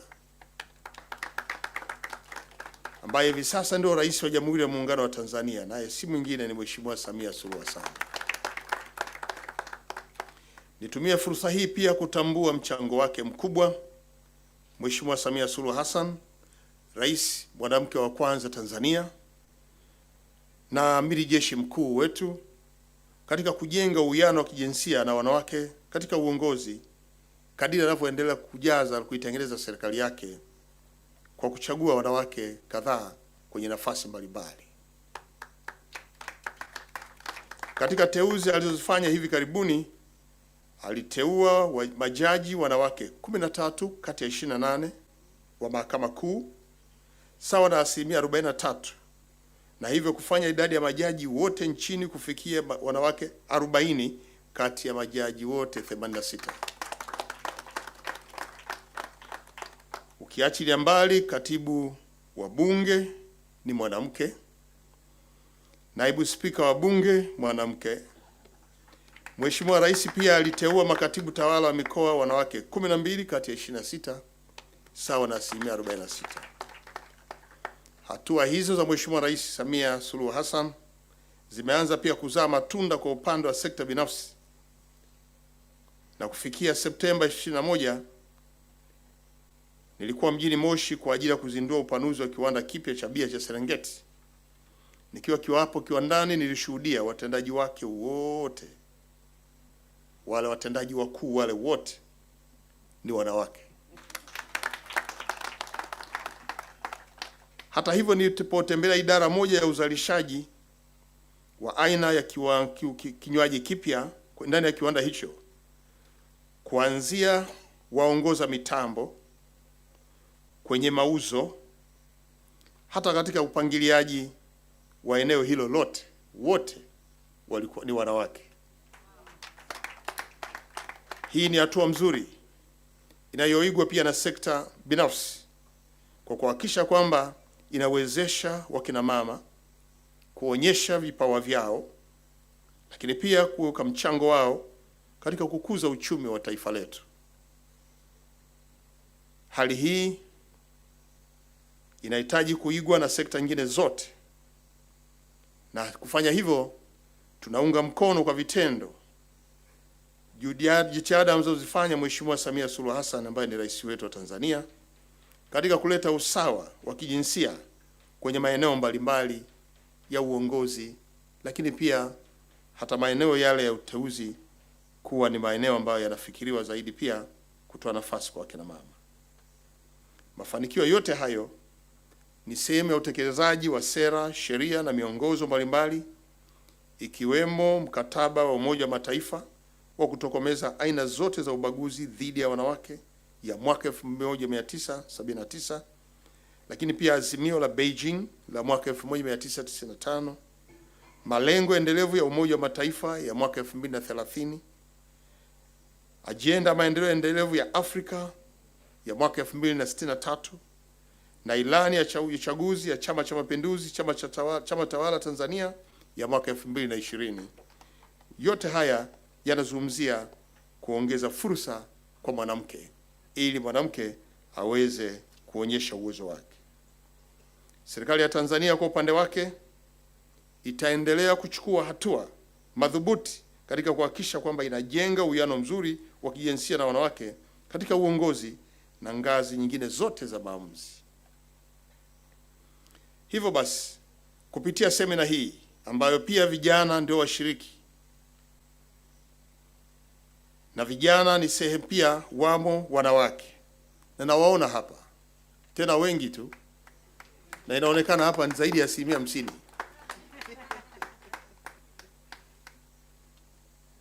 Muondoke hapa mkiwa na ujumbe kwamba mataifa yetu ya Afrika Mashariki na Afrika kwa ujumla yanaendelea kutekeleza mikataba yote niliyoisoma hapa ya kutoa fursa kwa wanawake kushiriki katika maeneo mbalimbali.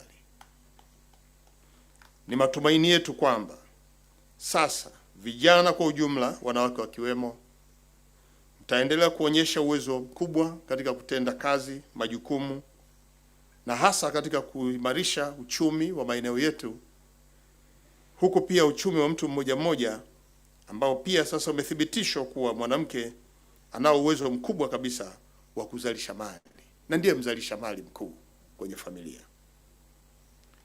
Ndugu vijana na wageni waalikwa, wakati nahitimisha maelezo yangu haya, nami nitoe wito kwa wakuu wa nchi, wa serikali, wa Jumuiya ya Afrika Mashariki na Umoja wa Afrika, sanjari na sekta binafsi, kuongeza juhudi katika kujenga usawa wa kijinsia na wanawake katika uongozi na ngazi nyingine za maamuzi.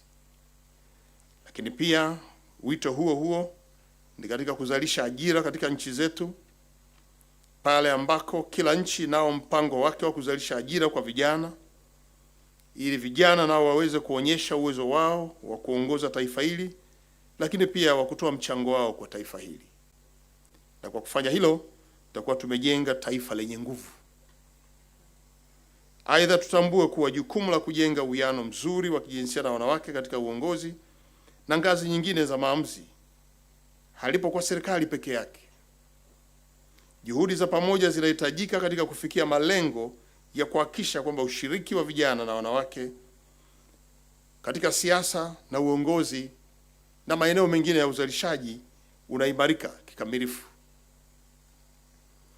Ndugu vijana, mabalozi wa vijana ambao ni washiriki wa semina hii mlioko hapa jijini Arusha na wale mnaotufuatilia kwenye mtandao, nitumie nafasi hii kumpongeza tena mkurugenzi mtendaji Madame Mwaleka ambaye ndio mmiliki wa eneo hili kwa kuruhusu semina hii kufanyika hapa. Hakika eneo ni zuri, linapendeza na linafaa pia kuendesha semina mbalimbali. Nikiri kwamba nakuja kwa mara ya kwanza, nimepapenda sana. Tunafungua milango ya kuleta semina nyingine. Nitumie nafasi hii pia kuwashukuru vijana wote mlioamua kusafiri kwa umbali mrefu kuja Tanzania na hasa hapa jijini Arusha na kushiriki kwenye semina hii kadiri ilivyoratibiwa.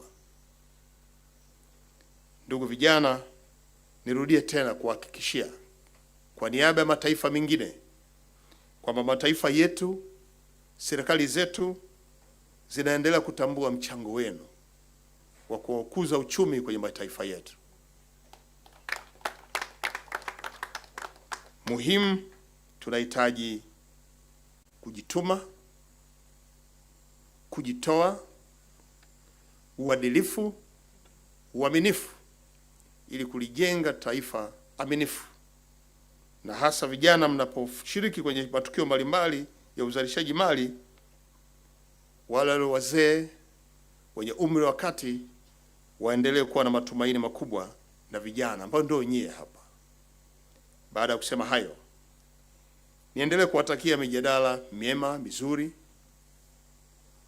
itakayoibua hoja zenye manufaa ambazo zinaweza kutekelezeka kwenye maeneo yetu, na ni matumaini yangu mwisho wa semina hii tutapata vijana watakaokuwa mstari wa mbele katika kujenga taifa lao, katika kukuza uchumi. Tutapata idadi kubwa ya wakina mama ambao tayari wamehamasika, na nyie nyote mtatumika kama vile mabalozi kwa wale wenzetu ambao kupata nafasi ya kuja hapa wala kufuatilia. Yote haya yanalenga katika kujenga taifa lenye watu aminifu, adilifu, lakini wenye mpango wa kulijenga taifa lao. Niwashukuru tena nyote kwa kunisikiliza, nikitambua kwamba wako kutoka mataifa mengine ambao hawatambui Kiswahili. Kiswahili sasa ni lugha pana.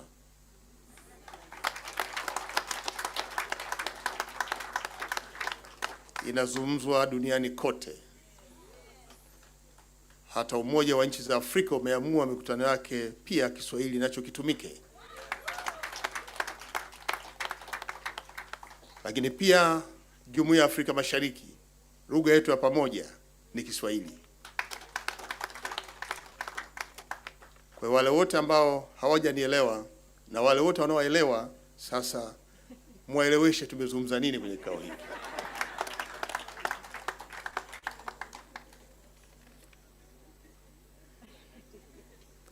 Mungu ibariki Tanzania. Mungu ibariki Afrika. Asante sana kwa kunisikiliza.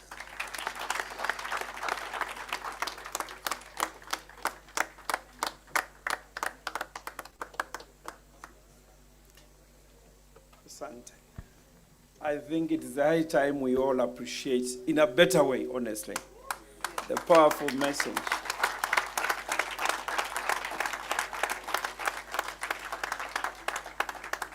You can have your seats.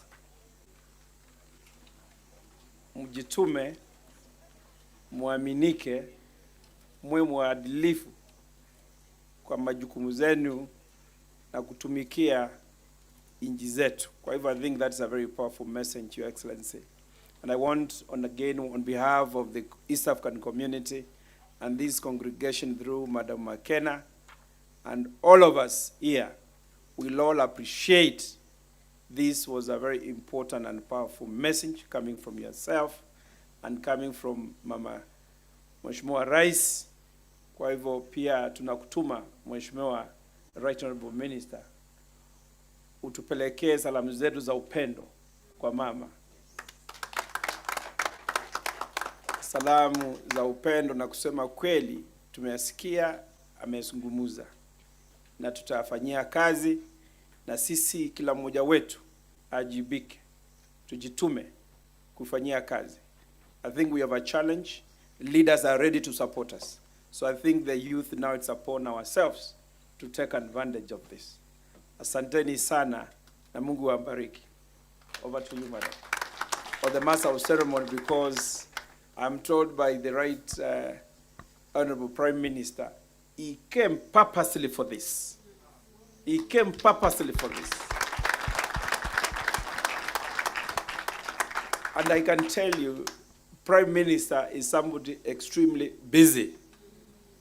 And out of the schedules, he chose to come to this place. I think it is with a humility and a lot of love to you, yourself, Right Honorable, that I think on behalf of the rest, we can allow him at his own time, honestly, to leave. But I would request maybe one thing, and I will ask apologies to the protocol. Maybe a photo for purposes of kumbukumbu, because you came and you said it was the first time. You can have only one or two maybe, but as the protocol may guide. If that is okay, kweta kubalika hiyo ni sawa. Asante sana, amekubali amen. Asante sana, kwa hivyo itifaki protocol, you can guide us or no, we are going to have a photo. Asante sana.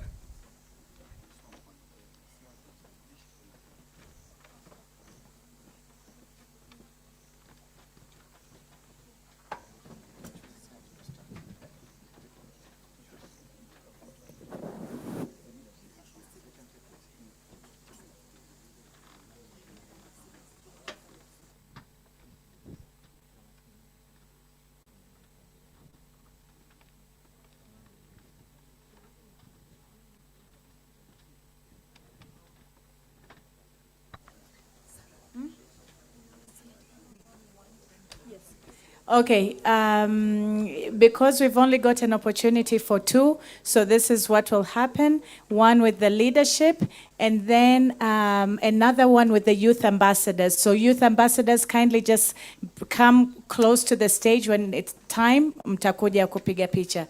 So the first with the leadership. Na management, haraka haraka TCDC. Wilfred, Dada Yusta. Okay, karibuni. Youth ambassadors, start standing up and come close to the stage. Ivan, where are you? Uko wapi? Sebo.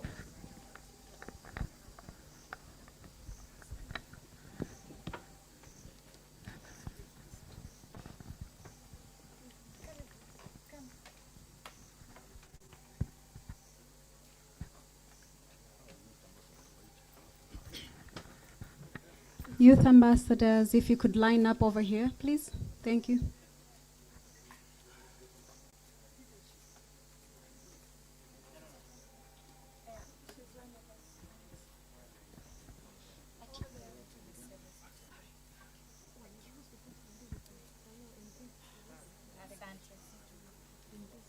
Youth ambassadors.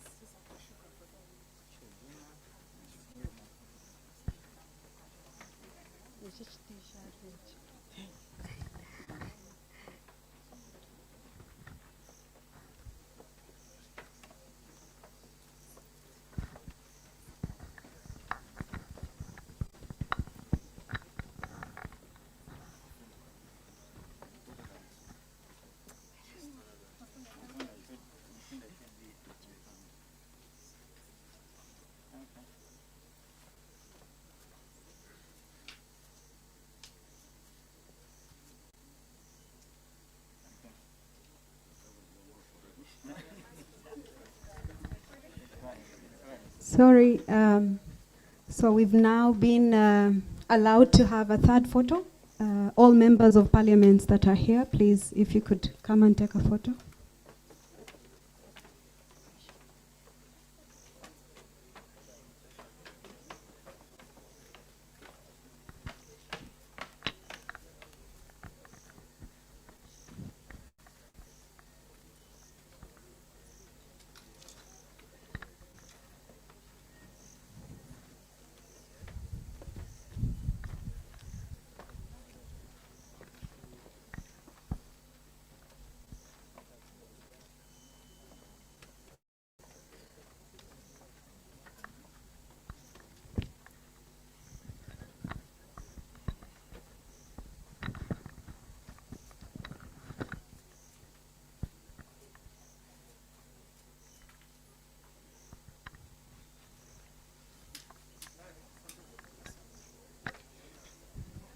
Thank you, thank you, thank you. His Excellency Right Honorable Kassim Majaliwa, the Prime Minister of Tanzania, would like to thank you so much for honoring us by attending the U-Lead Summit 2021. We hope it's not your first, that you come to many more of these. And as it is, we are expanding. It's a forum now. It's not a summit anymore. So we look forward to seeing that. It's a great pleasure hosting you. We appreciate your interest in the well-being of youth and women. And certainly your suggestions are a guideline for all other African countries to take on the baton for this noble cause and propel forward. And we also realize that you have other activities that you're heading out for. So I'd like to allow you to leave at your own will. And everyone else, let's rise up and give a huge round of applause to our guest of honor today. Thank you so much and all the best. If we could all remain seated, no exits anywhere, so that the guest of honor can depart.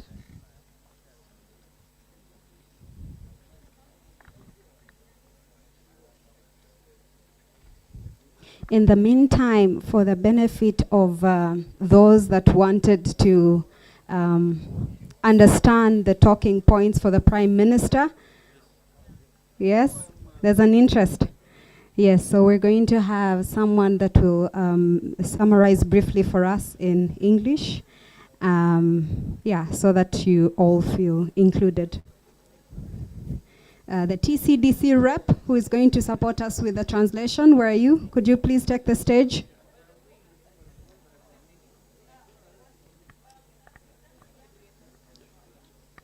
The TCDC rep in charge of translation, could you take the stage, please?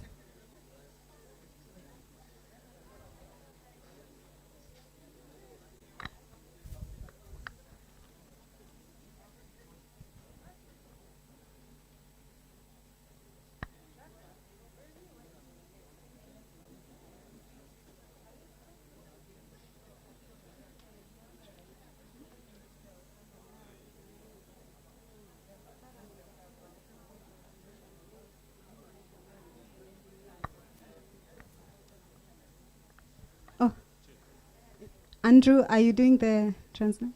Okay, awesome.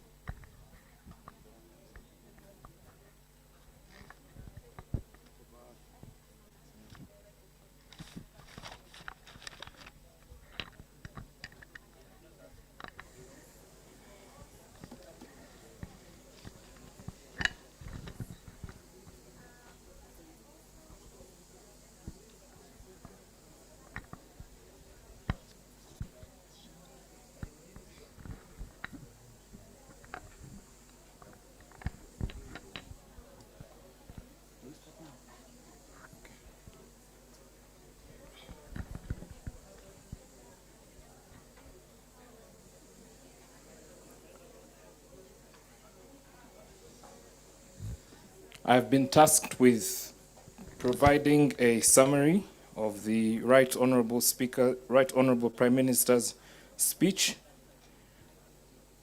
and we'll do that in the form of points that have been summarized by the group of able rapporteurs. And I'll provide that summary in English.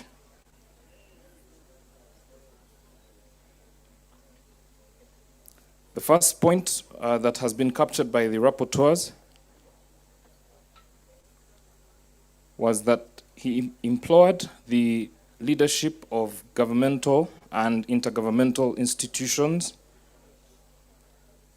to invest and translate their commitment into work that will build the professional development of the country in terms of human capital, capacity for trade, so that the development of the country, the region, and the continent in general reflect the aspirations that have been shared in the course of this summit. The second point that was made by the Right Honorable Prime Minister is that there indeed exists a huge relationship between gender equality and women in economic advancement in the African continent, and that growth indicators and trend lines will provide evidence that shows that there has been an improvement in the quality of life and the African economy if investments are made from a perspective from a perspective that includes and involves both genders. The third and final point that was captured in the address, which is related to the one I've just read, is that Africans should heed support to women and youth in economic governance, and in doing so, we build a better Africa. In his conclusion, he appreciated the hospitality that's been displayed and exhibited by the institutions that are co-partners in hosting this summit, expressed his love for the topography of this campus, and gratitude for the opportunity to address the gathering. He ended by imploring the continent to adopt Swahili as the lingua franca or official language for business and processes such as this. Thank you for your kind and patient audience.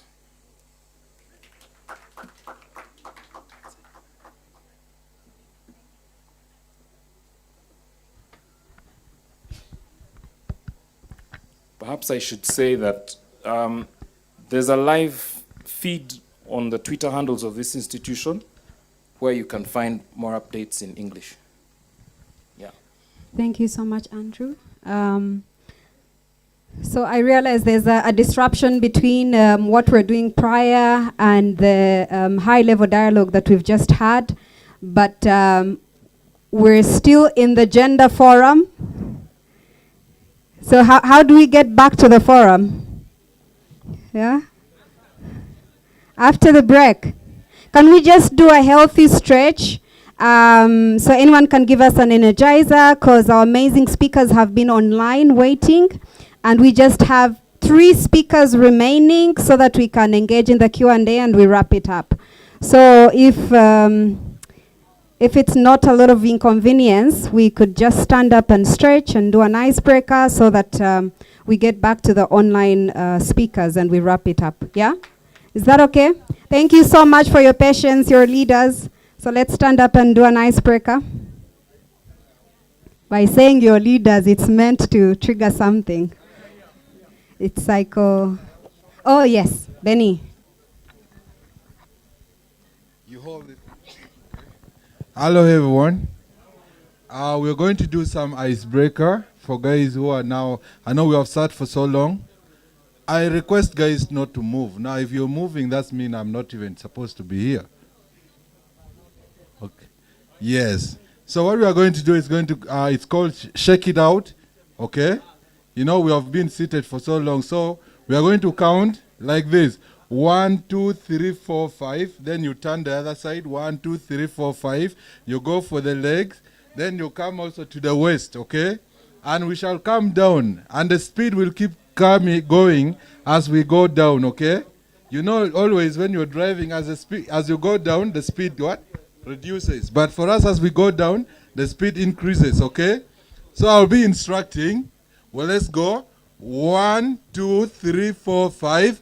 1, 2, 3, 4, 5. 1, 2, 3, 4, 5. 1, 2, 3, 4, 5. 1, 2, 3, 4, 5. 1, 2, 3, 4. 1, 2, 3, 4. 1, 2, 3, 4. 1, 2, 3, 4. 1, 2, 3, 4. 1, 2, 3. 1, 2, 3. 1, 2, 3. 1, 2, 3. 1, 2, 3. 1, 2. 1, 2. 1, 2. 1, 2. 1, 2. 1, 1, 1, 1, 1. Yeah, you can now. You can use it next time. Thank you.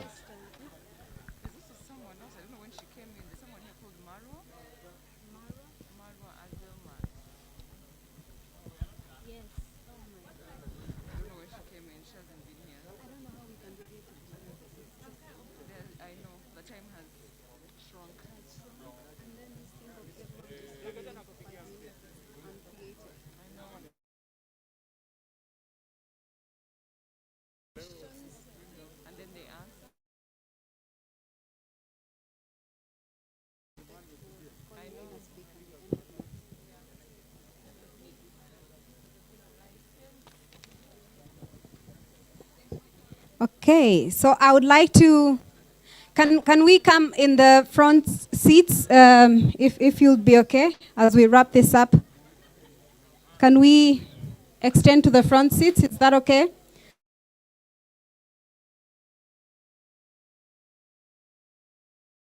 After this. Okay.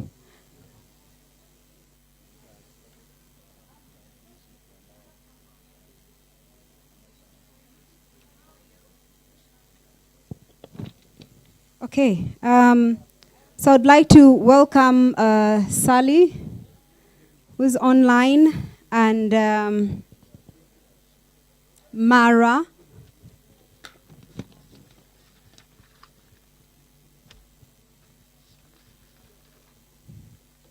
So Sally, Safina, Mara, Elsie, Njile. If you can turn your videos on so that we popcorn this and we make it engaging. There's people here with burning questions.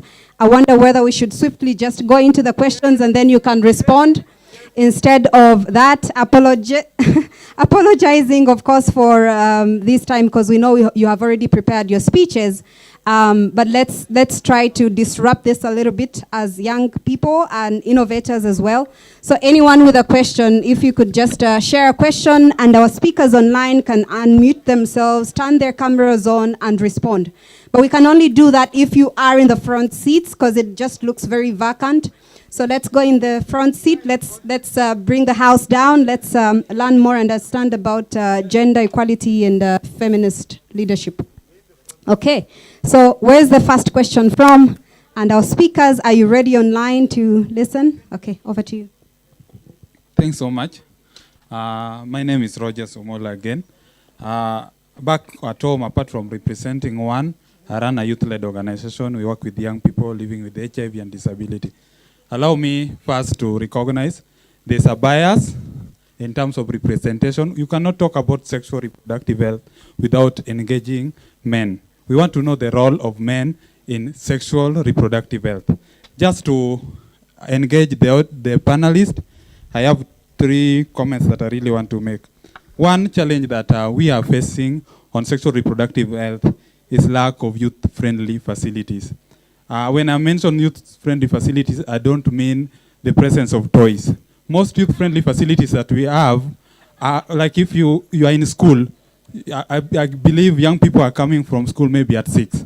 When you go to the facilities are closed.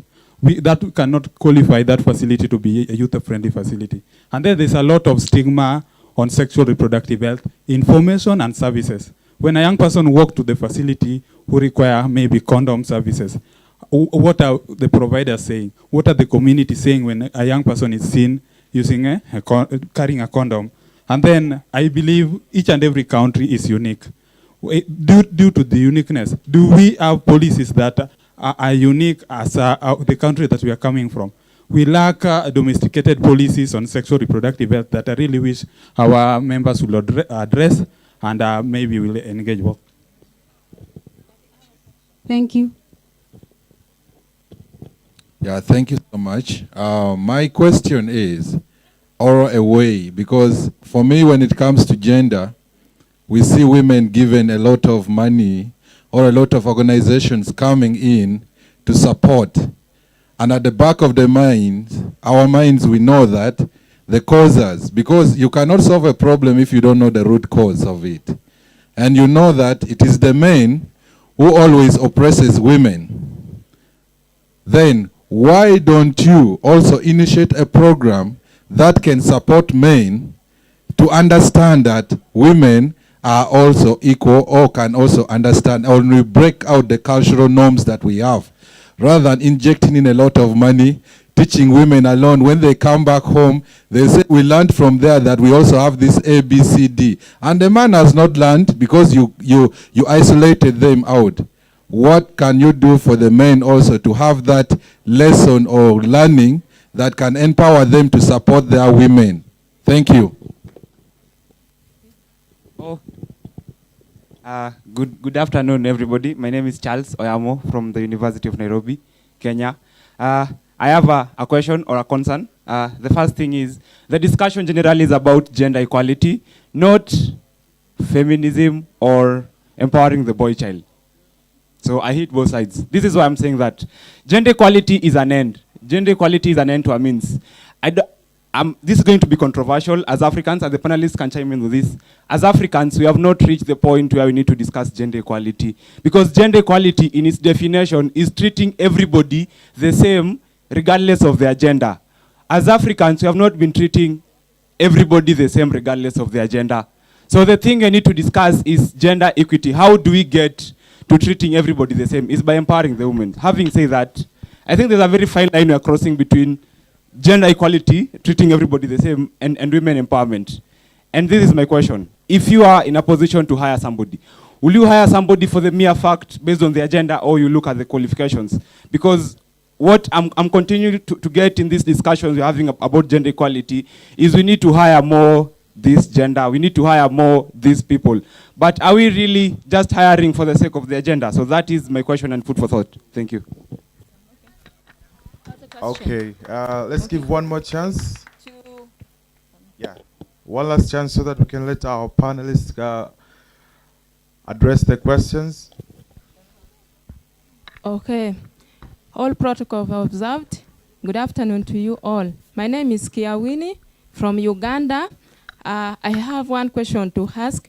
What can be done to ensure that feminism is understood by the male counterparts, because they have negative perspective? Thank you.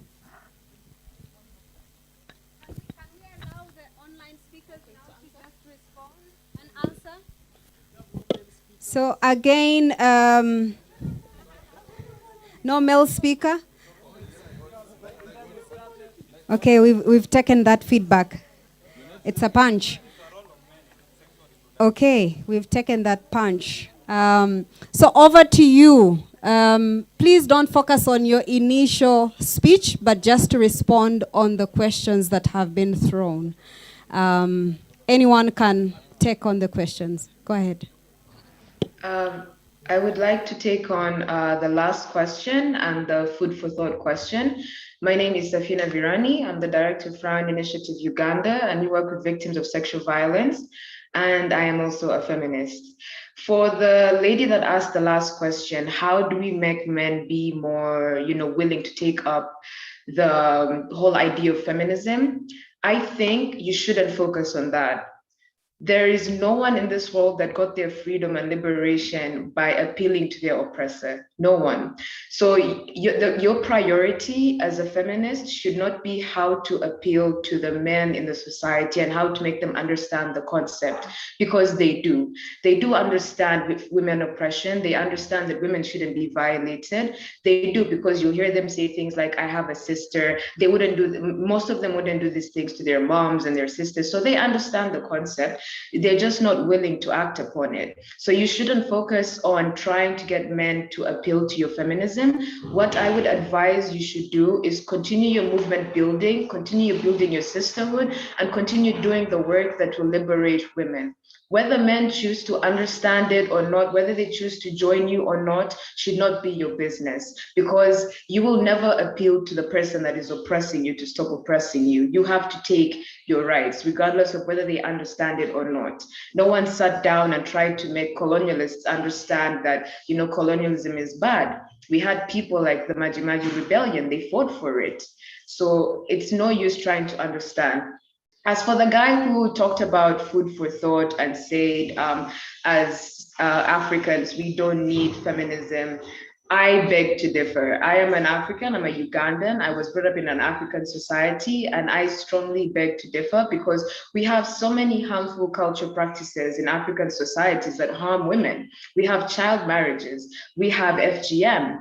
So how can you claim that we don't need feminism? And as a man, why is it your opinion that we don't need feminism? It is women who get to decide whether they want their liberation or not. You don't get there to tell us if we're oppressed and what we need to get out of this oppression. So when it comes to conversations like this, I would strongly advise you to not tell women, most especially African women, what they need, and sit back, observe, or you can join us.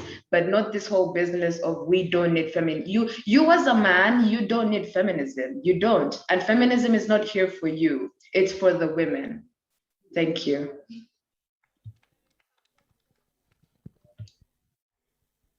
Thank you. Another speaker, please go ahead. Okay, I would like to take on the second question, the last question that was raised by a guy who asked if, as an employer, if you're going to hire someone, would you pick a woman or a man based on their qualification or just because it's a woman?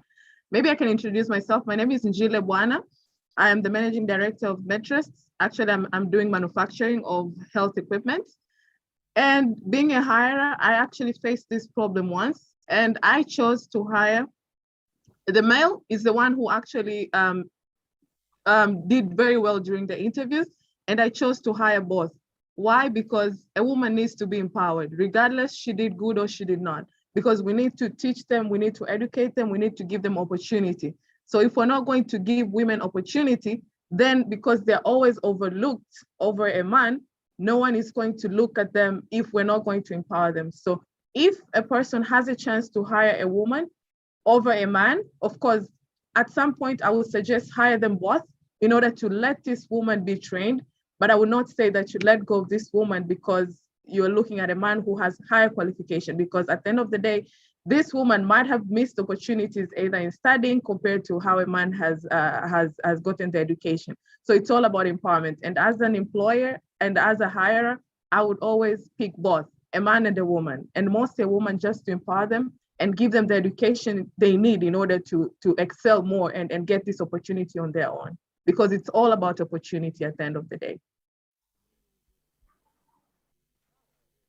Okay. Thanks. May I jump in? Yeah, go ahead. Yeah, thank you. My name is Marwa and I'm from Morocco, working for the Association for Progressive Communications on issues around technology for gender equality and broader issues around social justice. I think what I really want to say first, perhaps as an answer to all the concerns that has been raised, is that it's quite unfortunate to actually speak about feminism and gender equality in a narrative of men versus women. I think it's not a fight. We're not in a war. At the end of the day, feminism is about actually deconstructing power dynamics. And these power dynamics can come into play in the form of capitalism, exploitative industries, tokenism, dynamics that we are facing here in hybrid formats, in online meetings right now with the pandemic, the digital issues ranging from the fact that more than 70% of Africa's population are offline. And this is a fact that we need to really look into. And I think perhaps just a compliment to the comment we have in the chat box around research. I guess we're just so fed up with anecdotal evidence, or speaking from a sense of privilege, that we as Africans need to really have our own resources, African data and African research, in order to make the case for ourselves without really having to simulate northern experiences or just talk from daily experiences, which excludes people that are structurally marginalized. And when I say structurally, it's either in the labor sector, or it's either in the fact that we're here trying to be heard as well in a virtual format, whereas others are physically present, which brings another dynamic. So yeah, I think it's more about this holistic kind of mindset that we need to leverage without really making it a war between men and women, which is very unfortunate because it would just harm us, every one of us. Yeah, thank you. Yeah, thank you. Let's welcome the next speaker. Hi. I don't know if I can just jump in. Yeah, just go ahead. All right. So my name is Sally. I'm programs manager for Women Aspire Network in Ghana. And then I wanted to comment on the first speaker who spoke about the sexual reproductive health and how there are a lot of issues surrounding even young people getting access to sexual reproductive health and then accessing protection. I think that has to do with a whole continental, I think it's a continental issue because even in Ghana, we have issues like that where a young person cannot go to access or to buy condom. There's this stigmatization around it. People are wondering why a young person is buying a condom. And until there's so much education that can get to our parents, that can get to our elders to let them understand that it is high time that there's currently this debate ongoing in Ghana where when people go, when people like us go to these junior high schools to talk about sexual reproductive health, we are not welcomed anymore because there's a current debate about LGBTQI. So whenever you want to talk about sexual reproductive health, it is directly linked to LGBTQI. So it's become a very huge problem, and the only solution I foresee is more education to the grassroots. Let's say people understand that it is high time that children are given the knowledge, children are educated on the need to know more about their sexual reproductive health. I think the other speakers have said everything about the other questions asked, and it's been wonderful joining you all. Thank you. Thank you so much. So this is what we're going to do. We're going to allow 10 people. And these won't be questions. These should be solutions and recommendations towards the attainment of gender equality for the African continent. So you stand up, you're not marketing your organization, you're not doing any promo, but you're putting forward a valid solution and recommendation for the attainment of gender equality in Africa. You stand up, say your name, say your recommendation, and we want to take these 10 questions. Sorry, not questions, recommendations.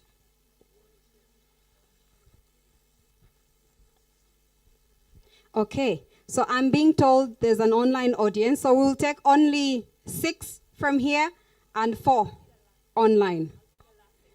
Okay, Eric, you're my eyes and just move around the mic. Okay, gender parity. 3 boys, 3 girls, 3 women, 3 men.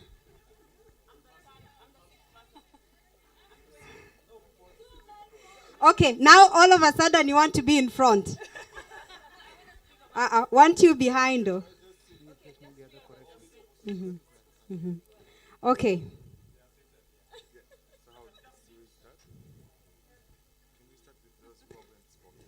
Those who haven't spoken, yes. Give them mic.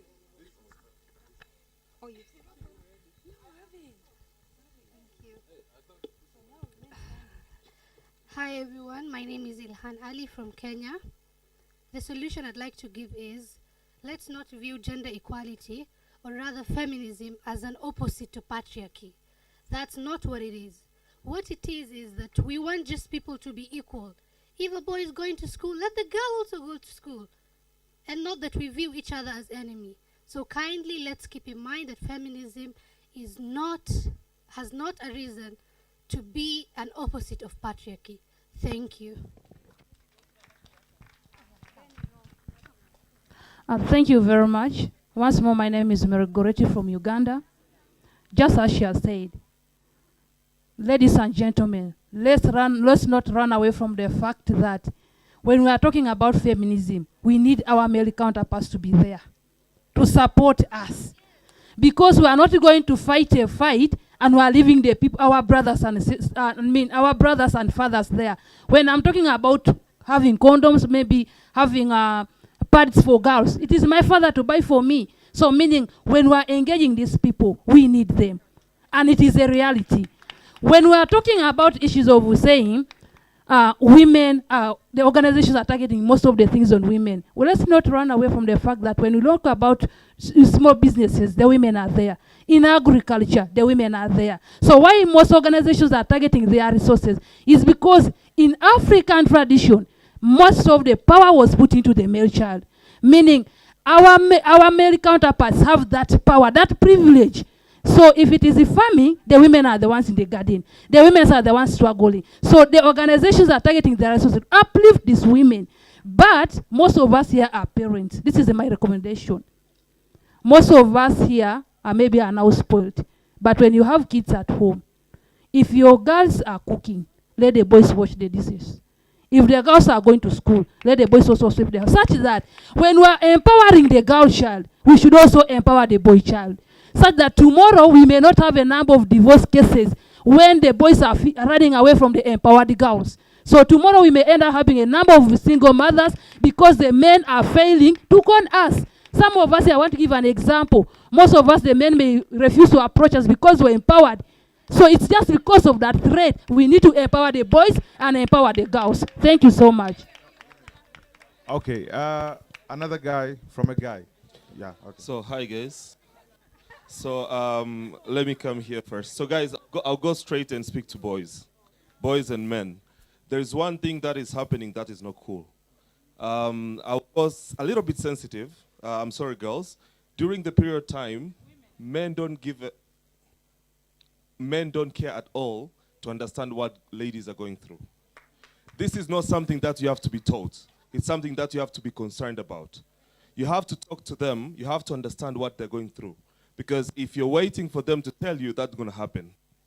So the message that I'm giving to us, men specifically, don't wait for anyone to teach you how you're going to help a girl when she's facing this kind of periods. Because there's knowledge on internet, there's everywhere where you have to teach yourself on how you have to treat. Second, when it comes to part of corporate, someone has spoken here like when it comes to hiring and something like that. I personally hire people. Usually there's a policy that has to be created within a company, how you're going to recruit people. If you have qualifications, let's say a man and a woman have applied, you have to look on your policy. If it's 70-30, meaning men will be 30%, 70 will be men, make sure that even if a man qualifies, you go for a lady. And make sure that you support them. But the last thing that I want to inform you guys, keeping yourself, calling yourself men, doing your manly things, without looking onto what women is all about, cannot help you at all. So what I would advise you to do, dear men, let's just sit down, search, learn, and try to understand what is all about women. Thank you. Dear men, the message has been sent. So 2 gentlemen and a final lady. And then this is what we're going to do. We're going to hear from the online audience. Then we're going to hear our final closing remarks from Mona, who is the Country Director of Plan International in Tanzania. She has an amazing announcement to make. And then we'll close us off, but we won't close off because we'll continue with the discussion. But we'll just declare that it's closed, but continue, okay? Exactly. Okay. The debate is on.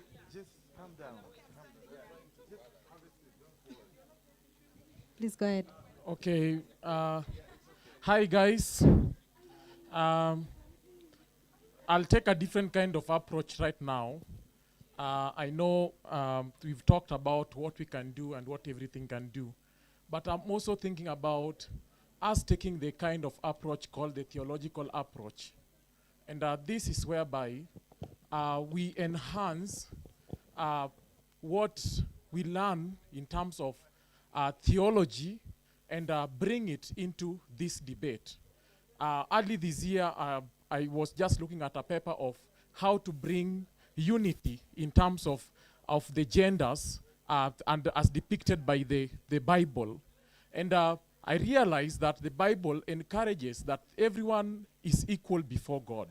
So when we go before God, everyone is supposed to be equal. So what if we empower churches and empower organizations so that we can speak from the point of what the word of God says for those who are believers, and use this to empower the young ladies. For example, I'm a pastor, and I have a fellowship for the young ladies, and I have a fellowship for the young men.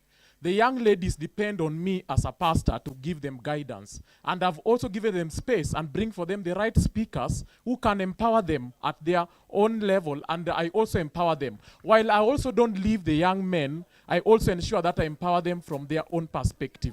So my thought here is one contribution that we need to put into place is to avoid the cultural gap and take the theological perspective into this matter. Thank you. Thank you. Finally.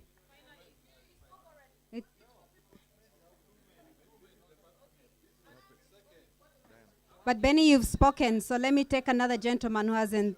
It's in the debate. In the next session, you'll give your solution. We'll hear it. I know. We'll hear it in the debate. Tweet it also.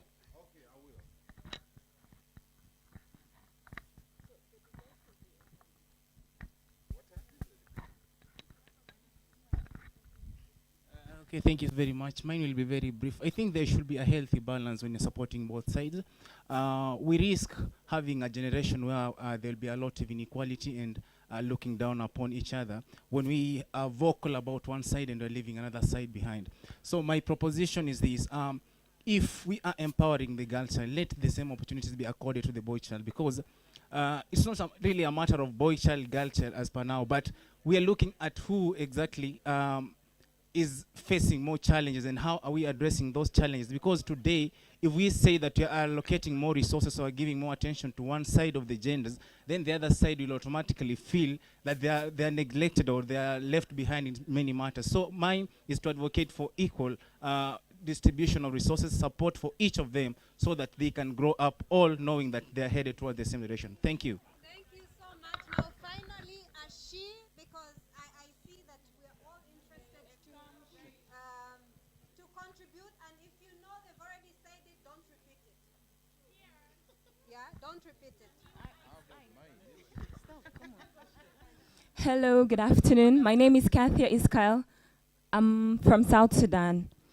Some of my recommendations are for the government. The government needs to implement and promulgate friendly policies. These are the legal frameworks. For example, let's talk about the affirmative action. These are the ones that would advance gender equality, okay? And then the next one is women need to have safe spaces where they will be able to talk about their different issues. We'll talk about let's say the gender forum. We need that. Monthly gender forum, annual gender forums. And the third one is, there is the need for diversity and inclusivity. Persons with special needs need to be involved because their participation is vital. Thank you very much. Thank you so much. So 3 comments from the online audience. If you could unmute yourself and just take less than 1 minute to state your solution. No? Sorry? Okay. Jopi? Okay. You know who you are. So please unmute yourself and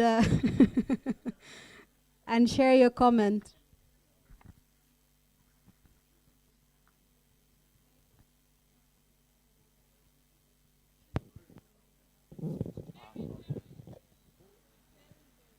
Mary Jerry.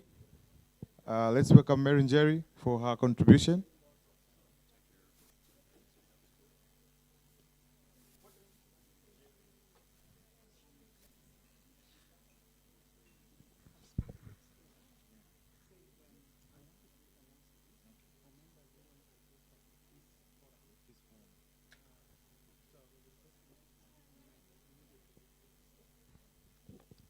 So Mary is not speaking? Okay, another is Eric. Eric. Yeah.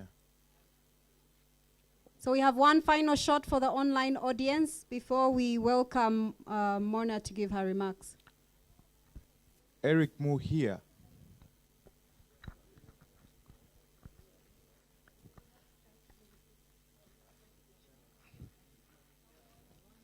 Could you please go ahead, Eric?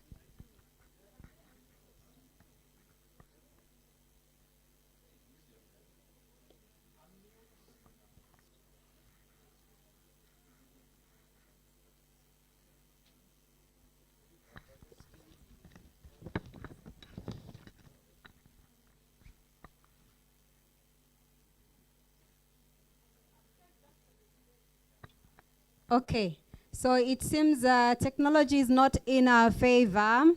We now like to welcome Mona, who is the country director for Plan International in Tanzania.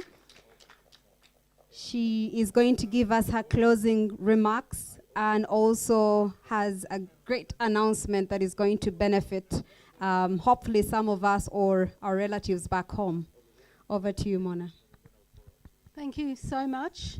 I have written a very formal speech, and the people that have had to sit next to me today have watched me scribbling on it all day.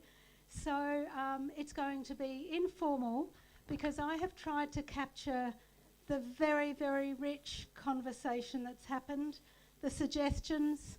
I've often heard conversations behind me or cheers or complaints, and I've tried to include that. I haven't had my coffee yet. I need glasses, so forgive me for stumbling a little bit. But firstly, I'd like to say thank you for having me this afternoon. I arrived just before lunch, so got the tail end of the Peace Forum this morning, which was really a wonderful dialogue and a lot of great actions and recommendations. And I think what's come through is gender equality and peace. You know, they go hand in hand. I'm from Plan International. I work with an amazing team here to deliver programs, and I'm going to just start out by saying it, for all children and young people, girls and boys and young men and young women, and all the gender diversity we're starting to see. But we are a girls' rights organisation, and we are unapologetic.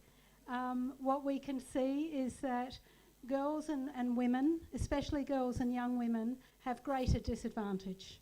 And you all know this better than I do. That's come through really strongly. I'm optimistic and hopeful, and I'm not a young woman, but I'm not that elderly either. In my family, I've seen extraordinary change between the generations. My father and his family are from Egypt, and my grandmother was, well, we used to say circumcised. She was a survivor of female genital mutilation. She did not, her and her husband did not do their children, their daughters. They had 3 daughters. They still had arranged marriages, but then that stopped with my father's generation. My mother didn't finish secondary school. Obviously my grandmother didn't, but my mother had to pull out, she was pulled out of school at 14. She was in Switzerland, she's Swiss. So what we think of as a very developed, progressive country. But she had to go to work. The family needed her income at 14. I went to university and got a PhD. So that's extraordinary change. And if we look at that, why should we not be hopeful and optimistic, climate change aside? Because that is overshadowing everything. But I am so positive that we're going to see, and we already see those changes in this continent and in this region. So let's finish this afternoon by being extremely positive. Some of the things I heard, well, I'm going to bring it up, we had a very lively debate about feminism. And I thought the words that came through really strongly were about dismantling power structures and those political structures that, let's face it, oppress everyone except for the elite. It's about kindness. And I'm a feminist leader. I consciously practice that. And when I'm not sure what decision to make, I think, what is a kind decision? I have a man who's our operations director. He's a director of programs who's a man as well. They both describe themselves as feminist leaders. I have an amazing team. So those words come through really strongly. And I take on the criticism and apologise that we haven't had any male speakers. And I do believe that men's engagement is fundamental, men's leadership. We work with men. We're partnering with a great group called Men Engage Tanzania and Men Engage Sonke in South Africa, and we need to show that more in forums like this. So that criticism was well received and noted. And I thought that one of the recommendations that just came out around, I interpreted that, I think it was from you, as youth-friendly policies. And what do we want from government? It's around policies that address gender equality and policies that are youth-friendly. The other theme that I think came out, sorry I keep moving, very strongly was around diversity and inclusivity. And that is what I think feminism is about, and gender equality. It's not just about men and women, girls and boys being equal. It's around the intersectionality. Oh.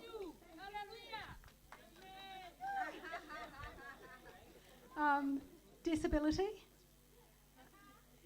age, people with special needs, that gender diversity, sexuality diversity. I just had a lovely conversation with a colleague, and she talked about rural women. And I hadn't thought about that as being one of those intersectionalities, but it is, rural and remote women.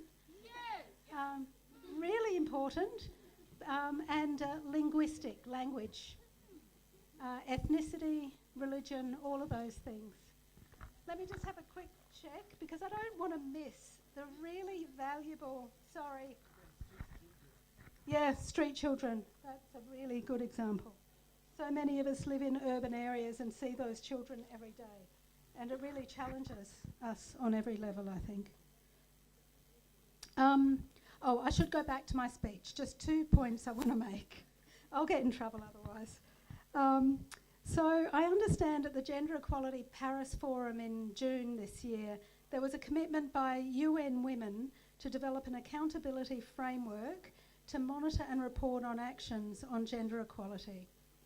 And the consultations were done, it was very participatory, and a very good accountability framework has been developed. And I understand it's grounded in the needs of young people, especially young women, civil society and movements. When I was preparing for this and talking to people today, what really struck me about that accountability framework is I think that's another example of feminist practice, what we talk about around feminist leadership.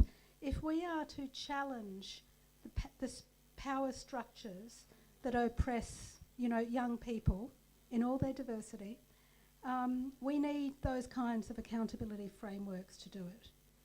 It's about having the skills and the competencies ourselves, but then being able to have the tools to do it. So I thought that really struck me as a great example. What you've referred to a couple of times is a new program that Plan is launching in January. It's a young people's leadership program. It's being developed with YouLead, and it's initially for 6 months. We're going to pilot it first, recruiting young people to be part of a leadership mentorship program, a structured program. So that's very exciting for us. Thank you, and congratulations to the team who've developed it. The information will come out through YouLead, so that should follow.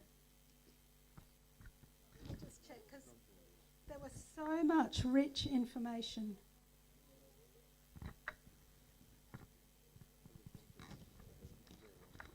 There were a couple of mentions during the day about climate justice. And I just wanted to pull that out because we have COP26 happening in Glasgow this week. And at the same time as you're rising up at this forum, there are a lot of young people rising up in Glasgow and Scotland around climate justice and the climate emergency we experience. And I think just acknowledging that is happening in parallel is really important. I think I've caught everything that I heard as I moved around.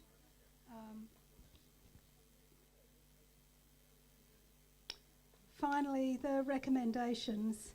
I think I've covered them, but just noting that we need to listen to everyone.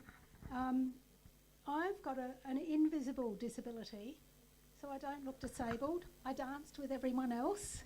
You know, it's the stereotypes we have of what it looks like to have a disability. You know, if we build an accessible school, it's with a ramp. But there's a lot of other disabilities that ramps won't help. So I think it's about listening and representing all of that diversity. I know I don't need to announce that I've got an invisible disability, and I want to call it to attention that sometimes we can't see that in an individual. You know, forget me, it's about young, vulnerable people and children around us, and we just might not realise it. So yeah, I just wanted to come back to that.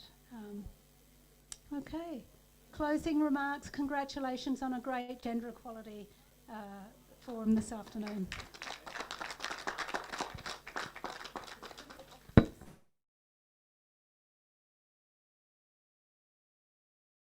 And for the program that you're co-designing or co-developing with the ULEAD team, I'm sure that some of the youth here today are going to be beneficiaries for the pilot come January, so we'll be sure to circulate the opportunity once it's out. So thank you so much. Another huge round of applause to Mona. And that brings us to the close of our Gender Forum. Officially, informal discussions, if at all you do want to stick around to engage, but also to announce that there's tea and coffee, so if you can grab yourself a bite or a cup of tea, and Mona who needs coffee, so you can grab your coffee. And let's carry this forward. It's going to be unstructured or uncensored or unplugged, whatever word you might want to call it. It's popcorning, no moderator. It's just you creating meaningful conversations. Thank you so much. I now retire. There's a couple of announcements to make. I would like to welcome someone from Youth Peace Forum.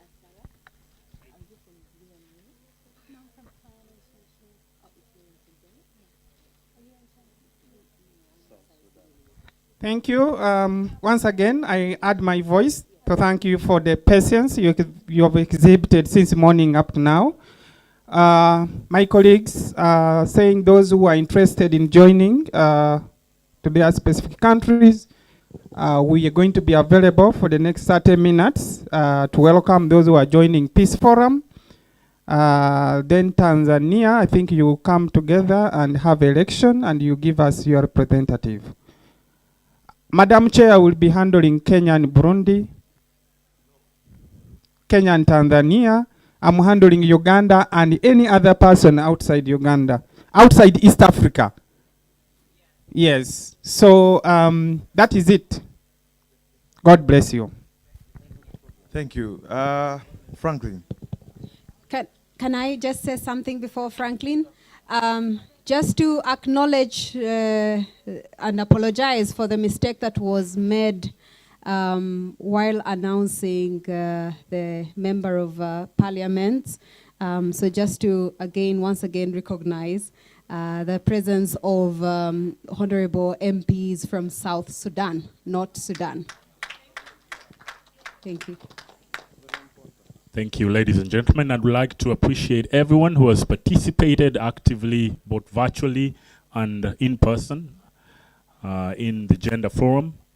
Specifically, I'd like to appreciate, let's give a hand to our moderator. She's done exemplary well. Diana, thank you for that. We'd also love to appreciate Eric too. Amazing work. We'd also love to appreciate, most importantly, let's give a shout out to our online audience. Our online audience. We have been keeping above 100, 130, 160, 200. It is not easy. We need to appreciate everyone who has been participating online. We want to also appreciate Plan International, Mona. Special shout out to you. Pass our greetings.